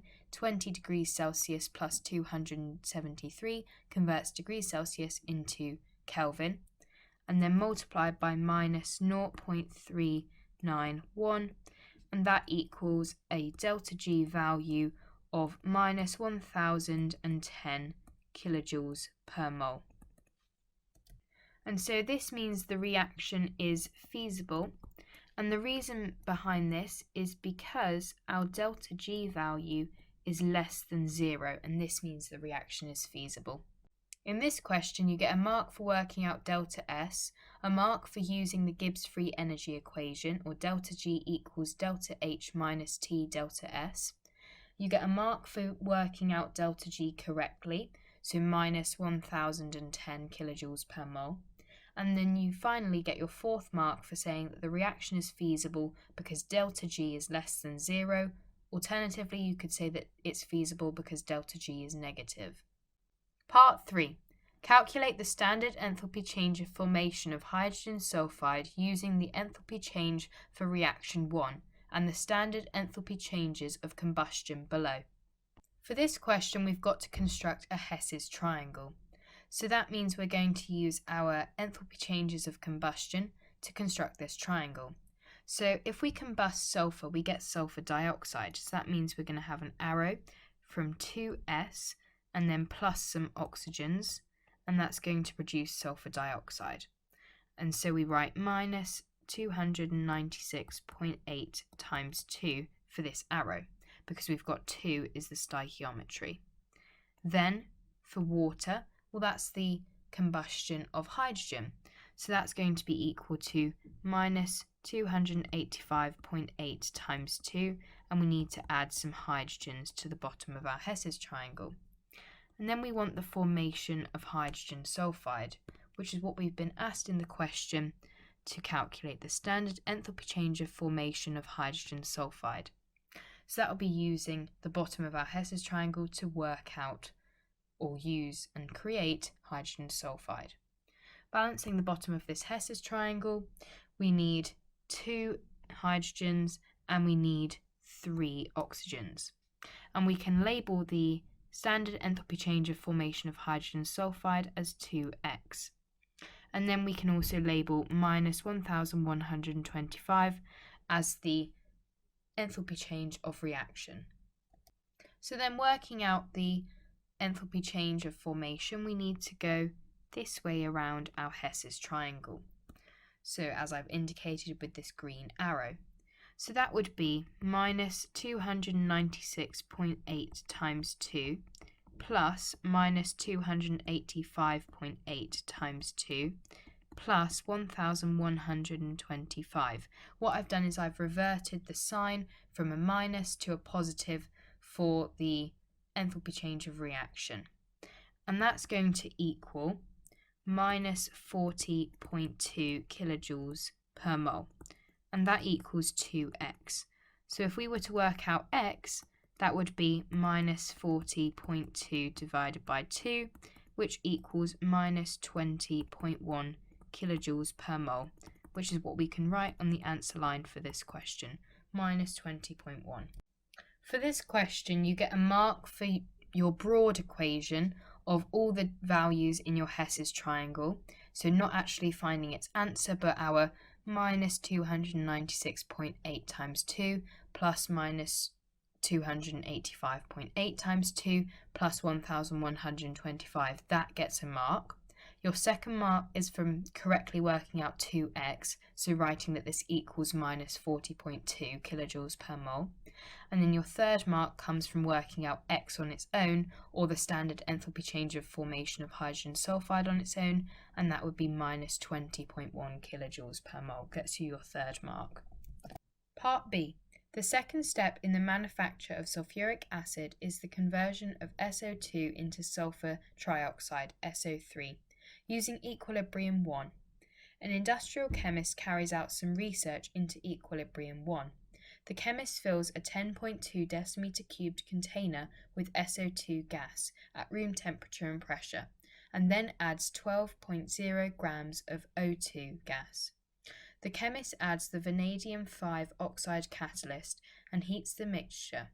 The mixture is allowed to reach equilibrium at a pressure of 2.50 atmospheres and a temperature of 1000 Kelvin. A sample of the equilibrium mixture is analysed and found to contain 0.350 moles of SO3. Part 1. Write an expression for Kp for equilibrium 1. Include the units. When working out Kp, you use your equilibrium expression and you work backwards. So you have your products as your numerator and your reactants as your denominator. I'm talking about this in the idea that our reaction is going to go forwards. So what that would be is our product would be SO3. So we would have SO3, and we're going to square this because we've got a big 2 in front of the SO3. And then because we're talking about Kp, we're going to have the partial pressure. Then we're going to divide by our reactants. So we'd have the partial pressure of SO2, and we're going to square this because of the big 2, and then multiplied by the partial pressure of O2. And that's going to equal Kp. So now we need to think about our units. So each partial pressure is going to be measured in atmospheres in the question, because that's what we've been told that the overall pressure is. So if we had atmospheres squared, and then we're going to divide that by atmospheres cubed because we're squaring and then timesing by another pressure, so that's going to be cubed. Well, then we can eliminate the numerator and one of the denominators so that we're left with 1 over atmospheres. So another way of writing this is atmospheres to the minus 1. To get the 2 marks for this question, you get a mark for your expression for Kp and a mark for having the correct units, or atmospheres to the minus 1. Part 2. Determine the value of Kp for equilibrium 1 at 1000 Kelvin. Show all your working. Give your answer to 3 significant figures. Firstly, we need to highlight the key pieces of information that are going to help us answer part 2. So our first key piece of information is that we've got 10.2 decimeters cubed of SO2, and we're measuring this at room temperature and pressure. Then the fact that we've got 12 grams of O2 is our next key piece of information. Also the fact that the total pressure of the system is 2.5 atmospheres, and that at equilibrium we have 0.35 moles of SO3. So that means our first step is going to be to work out the moles of SO2 and O2. So we're going to use 2 different equations. Our first equation is volume in decimeters cubed, and this is going to be divided by our molar volume of 24, and that's going to equal moles. So for SO2, so our N of SO2, that's going to be 10.2 divided by 24, and that equals 0.425 moles.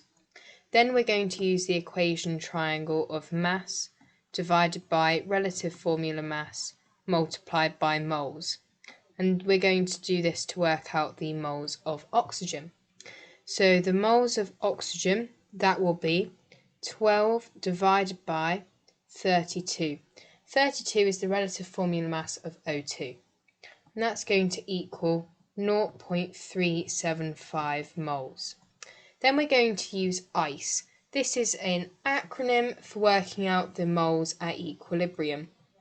So we've got our initial moles, our change in moles, and our moles at equilibrium.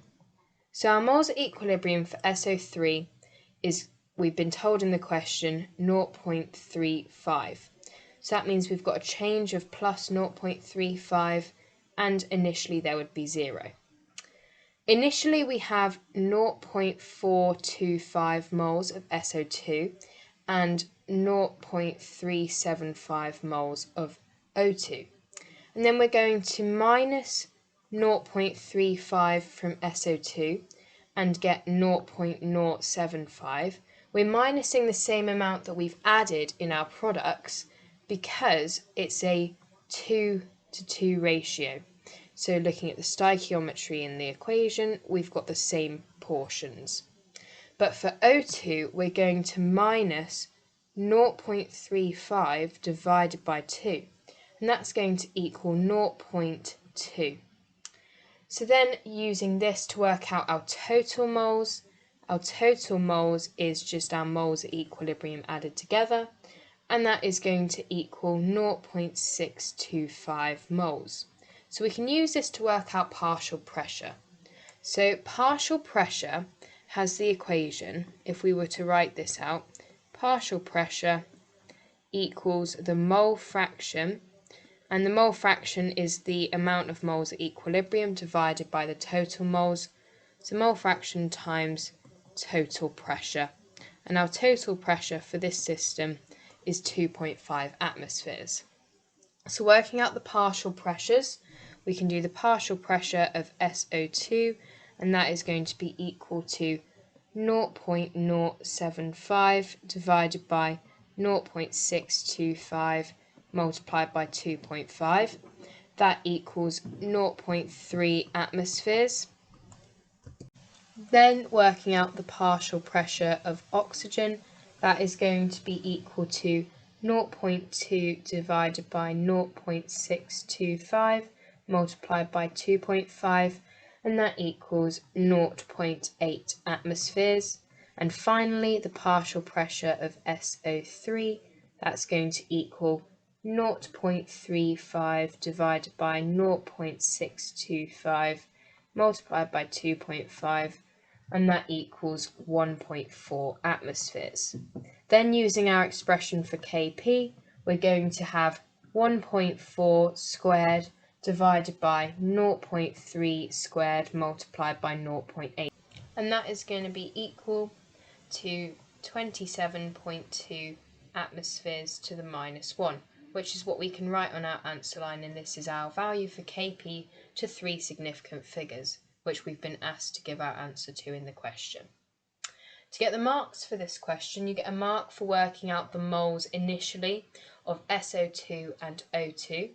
You get a mark for using ICE or working out the equilibrium amount of moles for SO2 and O2. You get a mark for working out the total moles. You get a mark for working out the partial pressures of SO2, O2 and SO3. And you get a mark for correctly working out the value of Kp to 3 significant figures, so 27.2. Part 3. The chemist repeats the experiment in B at a different temperature. The chemist finds that the value of Kp is greater than the answer to B part 2. Explain whether the temperature in the second experiment is higher or lower than 1000 Kelvin.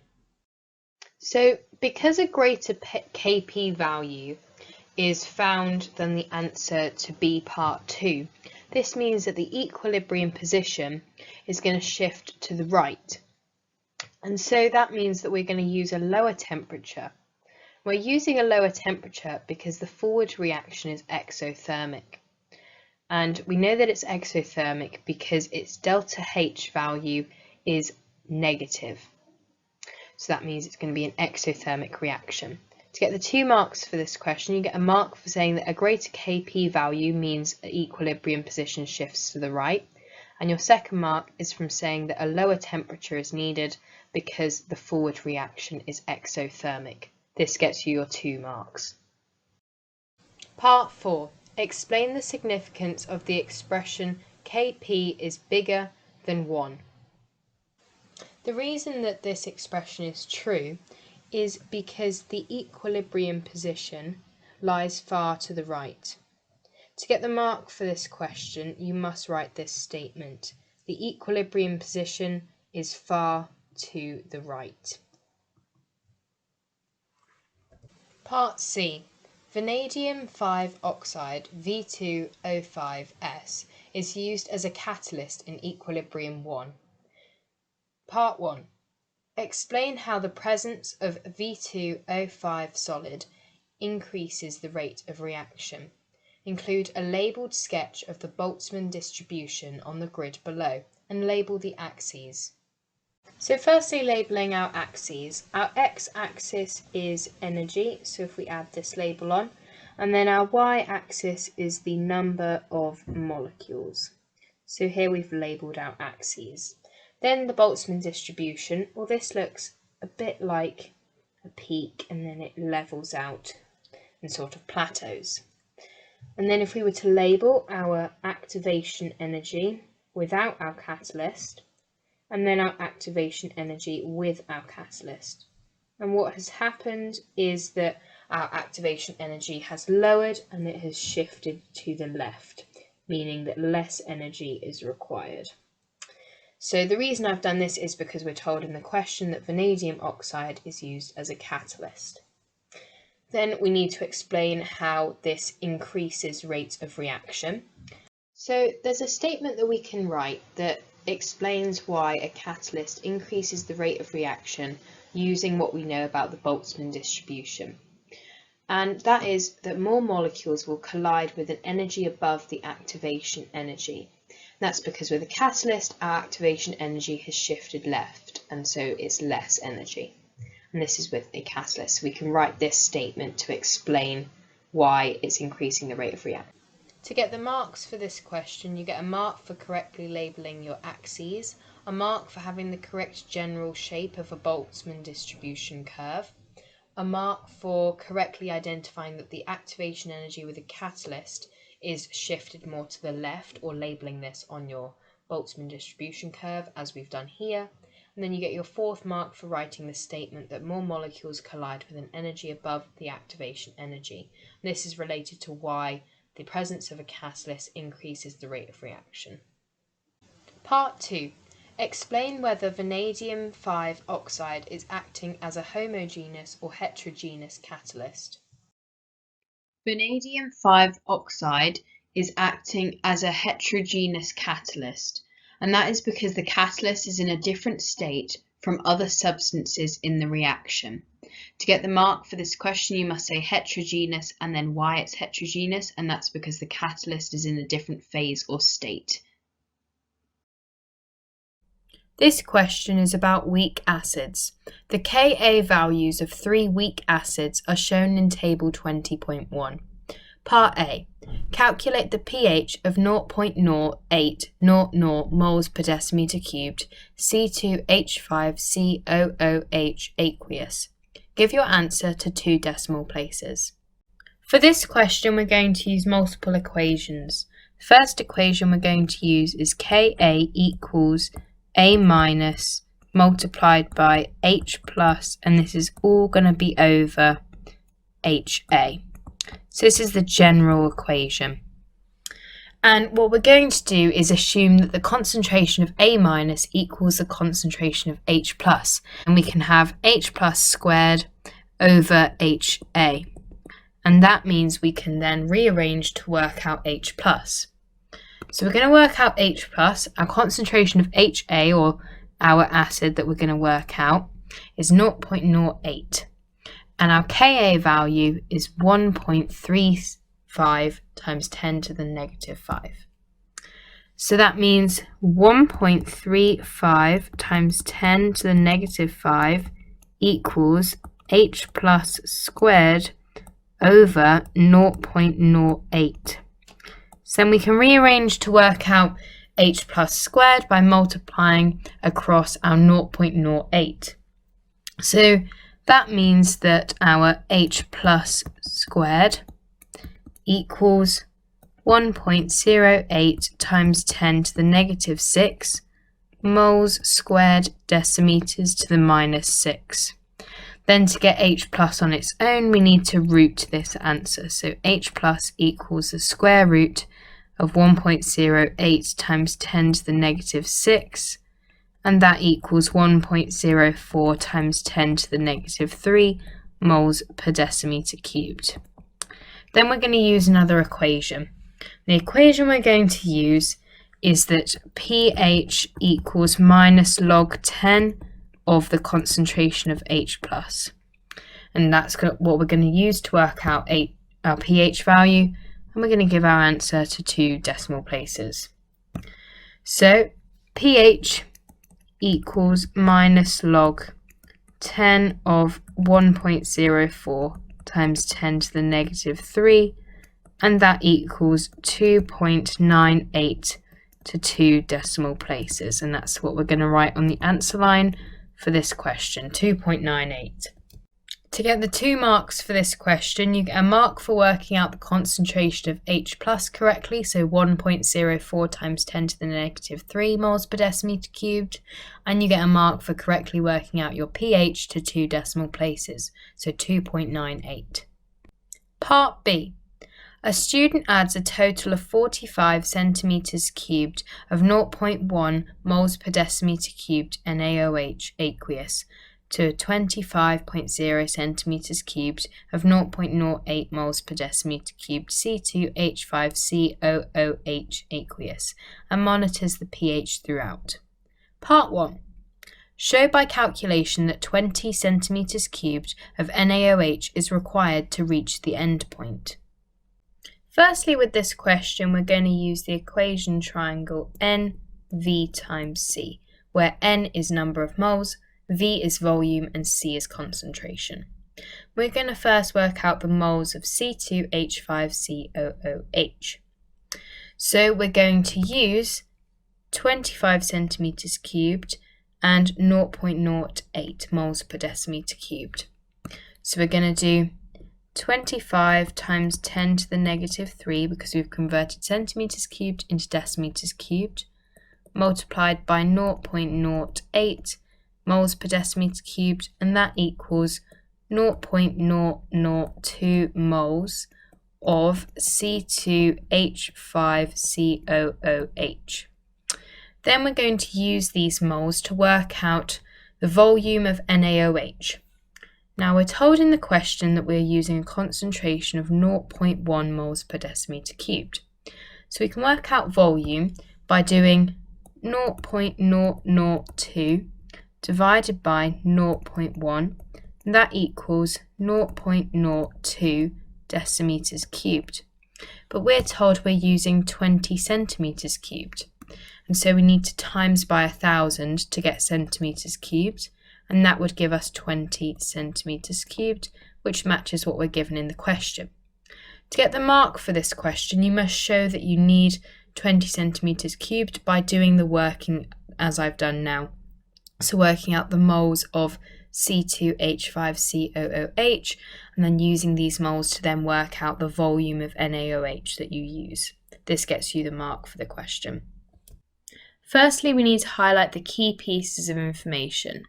So that's the volume and concentration of NaOH and the volume and concentration of C2H5COOH, and the fact we have to work out pH to 2 decimal places. So we're going to be using the equation triangle firstly of NV times C. And what we're going to do is we're going to work out the number of moles of OH minus that are in excess. And that's equal to the number of moles of OH minus subtract the number of moles of C2H5COOH. And by doing this, what we're doing is working out how much sodium hydroxide, or NaOH, is used in the equation with C2H5COOH, and how much is left over or is in excess, because the student is adding more NaOH, so an excess of NaOH to this reaction. So by working out the moles of OH minus in excess, we can then use this to work out pH. So using the equation triangle, we would have 45 times 10 to the negative 3 times 0.1.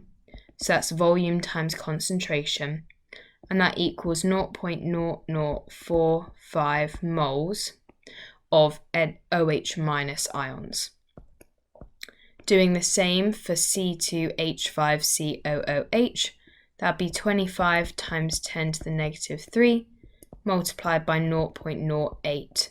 So that's volume times concentration, and that equals 0.002 moles.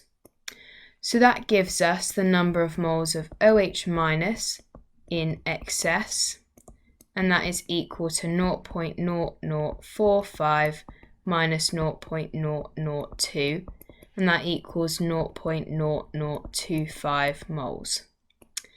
Then the next equation we're going to use is this same equation triangle but rearranged, because we want to work out the concentration of OH minus.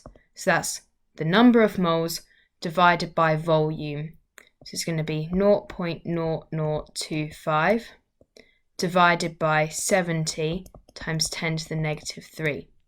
The 70 is because we've got 45 and 25 centimetres cubed. So 45 plus 25 equals 70 centimetres cubed. And we want decimetres cubed, so we've times by 10 to the negative 3. And that equals 0.0357 moles per decimetre cubed. So our next equation we're going to do to work out pH, but firstly POH, and that is equal to minus log 10 of the concentration of OH minus. And then we know that 14 is equal to POH plus pH. So 14 minus POH equals pH. These are the two equations we're going to use to find pH.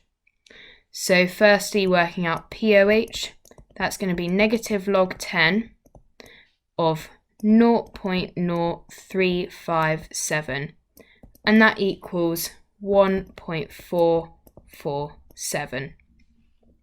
And then 14 minus 1.447 equals 12.55 to 2 decimal places, which we then write on the answer line provided, 12.55. To get the 4 marks for this question, you get a mark for working out the number of moles of OH minus in excess, so 0.0025 moles. You get a mark for working out the concentration of OH minus correctly, so 0.0357 moles per decimetre cubed. You get a mark for working out POH, so 1.447, and then you get a mark for working out pH, so 12.55.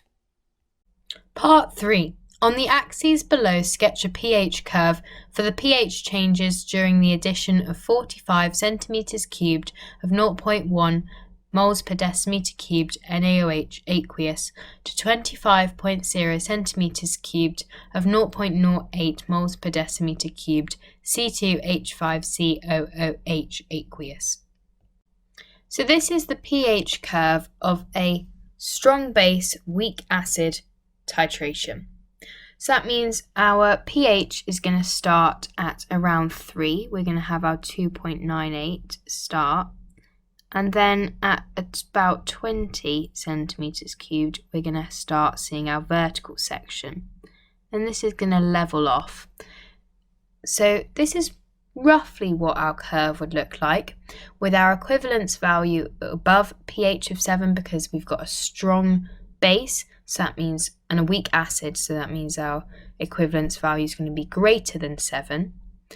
And we're starting at a weak acid pH because we're not starting at 1, we're starting at around 3, and we're levelling off at around 13, which is showing that our strong base. To get the marks for this question, you get a mark for having a slight rise / flat and near vertical, and then a slight rise / flat. So this is the general pattern of a flat area, a sharp increase or incline, and then a flat area on our graph. Then for the pH, the vertical section with extremes of pH of 5 to 12 and a minimum range of 3 pH units, which we've got here. We're starting at 3 and we've got extremes in the vertical section of 5 and 12. Then we need a middle section of the vertical section, and it needs to be above our pH of 7. And this is what I was talking about with the equivalence point. So our equivalence point is around here, and as we can see, this is about 8, but this is just a rough estimate, but it is above 7, so that's fine. And then for our end point of the vertical section, it needs to be around 20 centimeters cubed, which is why we have it here. Following down, we've got 20 centimeters cubed. So that's a mark for the general shape, a mark for the pHs of our shape being correct, and a mark for having your end point at a volume of 20 centimeters cubed, the end point of the vertical section. Part 4. The student considers using the 4 indicators in table 20.2 for the titration. Explain which indicator would be most suitable for the titration. So for this titration, cresol purple would be the most suitable indicator, and that is because the pH range matches the vertical section or the equivalence point, because our equivalence point is above 7 or above a pH of 7, and the cresol purple pH range is 7.6 to 9.2. So this is perfect for what we need for this titration. To get the mark for this question, you must say cresol purple and then give a reason why. So the reason why would be because the pH range matches the vertical section or equivalence point. Both these terms are accepted for this mark. Part 5. The student repeats the experiment starting with 25 centimeters cubed of 0.08 moles per decimeter cubed HCN and adding a total of 45 centimeters cubed of 0.1 moles per decimeter cubed NaOH. Predict one similarity and one difference between the pH curve with C2H5COOH and the pH curve with HCN. Use the information in table 20.1 and your answer to be part 3.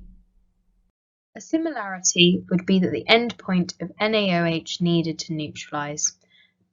So that would be the volume of NaOH needed to neutralize HCN, and C2H5COOH is the same. But a difference is that HCN has a higher starting pH.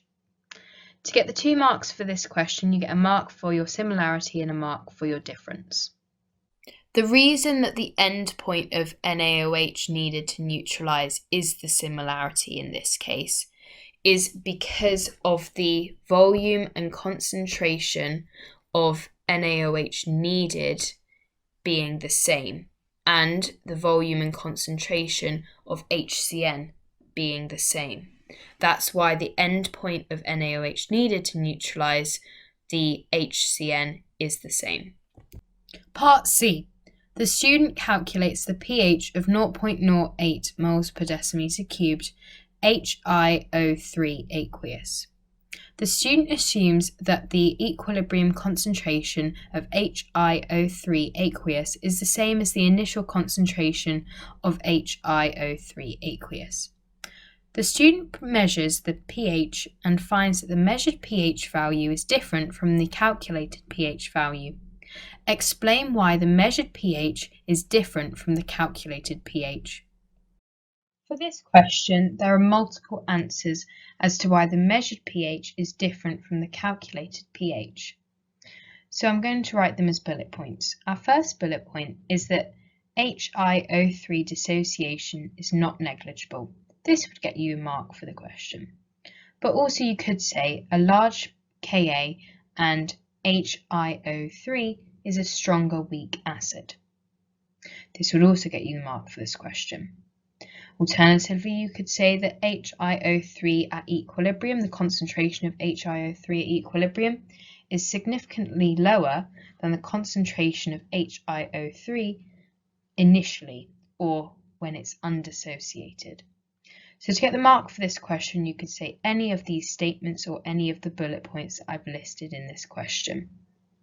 So if you are unsure, you can make a revision resource of these 3 bullet points, because they could be transferable in a similar question.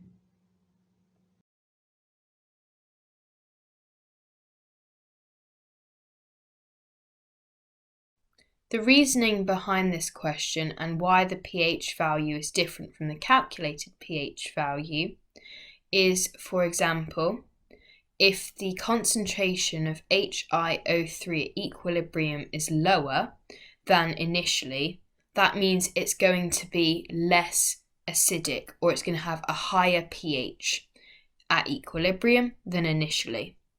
And that fits with our second bullet point of a stronger weak acid. So a weak acid is going to have a higher pH than a strong acid. 3 students carry out a rates investigation on the reaction between bromine and propanone in the presence of hydrochloric acid. Each student investigates the effect of changing the concentration of one of the reactants, whilst keeping the other concentrations constant. The results are shown below. Explain how the reaction orders can be determined from the student's results and determine the rate equation and rate constant. Firstly, let's look at the order with respect to bromine. So this would be looking at student 1. So what we can see from this graph is that as the concentration of bromine decreases over time, and it's decreasing at a constant gradient or constant rate. So that means that it's going to have a 0 order with respect to the concentration of bromine. So we would say with respect to, and then square brackets, Br2. And the reason why, so because it's got a constant rate. We could also say it's got a constant gradient. Both of these are acceptable as this point. Then if we look at student 2, so that would be looking at the order of reaction with respect to CH3CO, CH3. So looking at the graph, we've got initial rate. As that increases, the concentration of CH3CO, CH3 also increases. And so that means we're going to have a first order with respect to the concentration of CH3, CO, CH3. And that is because the reasoning behind this, we've got a straight line through 0, 0, or through the origin. And it's a directly proportional relationship. So that means as the initial rate increases, the concentration of CH3CO, CH3 will increase by the same amount, or vice versa. Finally, we need to look at student 3, and this will tell us the order of reaction with respect to H+. So what we need to do to determine the order of reaction with respect to H+ is look at where the concentrations of bromine and propanone remain the same, but H+ increases. So, which is what we've got here in experiment 1 and 2. Bromine is increasing by times 1, so it's not increasing at all. And the same can be said with propanone. However, the H+ concentration is doubling, so multiplied by 2. And when this concentration doubles, the initial rate also doubles. So we can comment on the order of reaction with respect to H+, and that order of reaction will be first order. And it's for a similar reason for propanone, and that is because it's a directly proportional relationship. So that means that as the concentration of H+ doubles, the rate doubles. So we can say square brackets H plus multiplied by 2 equals initial rate multiplied by 2. And this is a way of saying that they're directly proportional to one another. Now we need to write our rate equation and determine the rate constant because we've worked out our reaction orders. So the rate equation would be rate equals K square brackets CH3COCH3, and that's to the power of 1, and then multiplied by H plus to the power of 1. But we don't need to write these powers of 1, but that just means that they're first order. We could also have the BR2 to the power of 0, but anything to the power of 0 is 1, so we again don't write this in our rate equation. But then we want to work out the rate constant. Rate constant is K. If we rearrange this, we would have K equals rate divided by the concentration of CH3COCH3 multiplied by the concentration of H plus. So if we were going to find an actual number, we can use the data from experiment 1. So that would be using the 1.6 moles per decimeter cubed of propanone, 0.2 moles per decimeter cubed of H plus, and our 1.25 times 10 to the negative 5 moles per decimeter cubed to the second to the minus 1. So that would be K equals 1.25 times 10 to the negative 5 divided by 1.6 times 0.2. And that equals 3.9 times 10 to the negative 5. Now we need to look at finding units. So the units we would have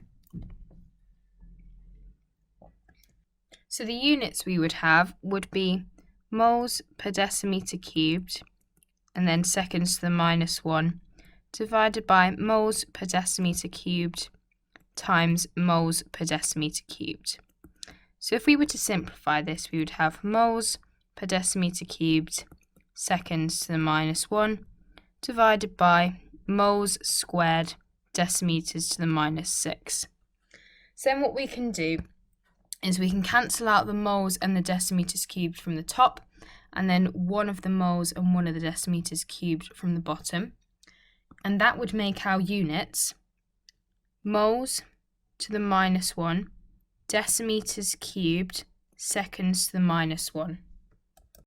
The reason why we have a first order reaction and a zero order reaction from the graphs is because for student 1 we've got concentration of bromine and time, and what this graph is showing is a negative gradient, and it's showing that the rate of reaction remains constant because it's a straight line down.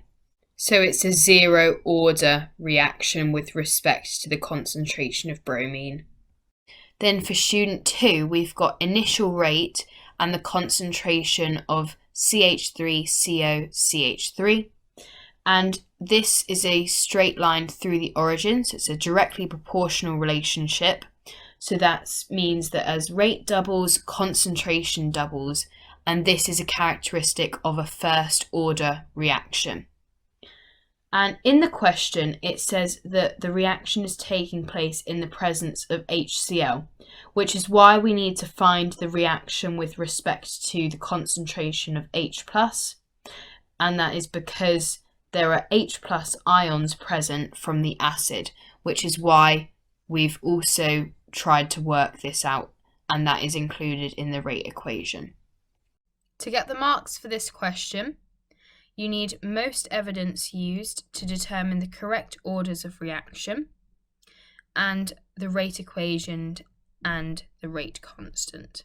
So that would be saying that you have a zero order with respect to bromine, a first order with respect to propanone and H+, and then having your correct rate equation, which is rate equals K concentration of propanone, concentration of H+, and then the rate constant needs to be 3.9 times 10 to the negative 5 moles to the minus 1 decimeters cubed seconds to the minus 1. This gets you your 6 marks for this question.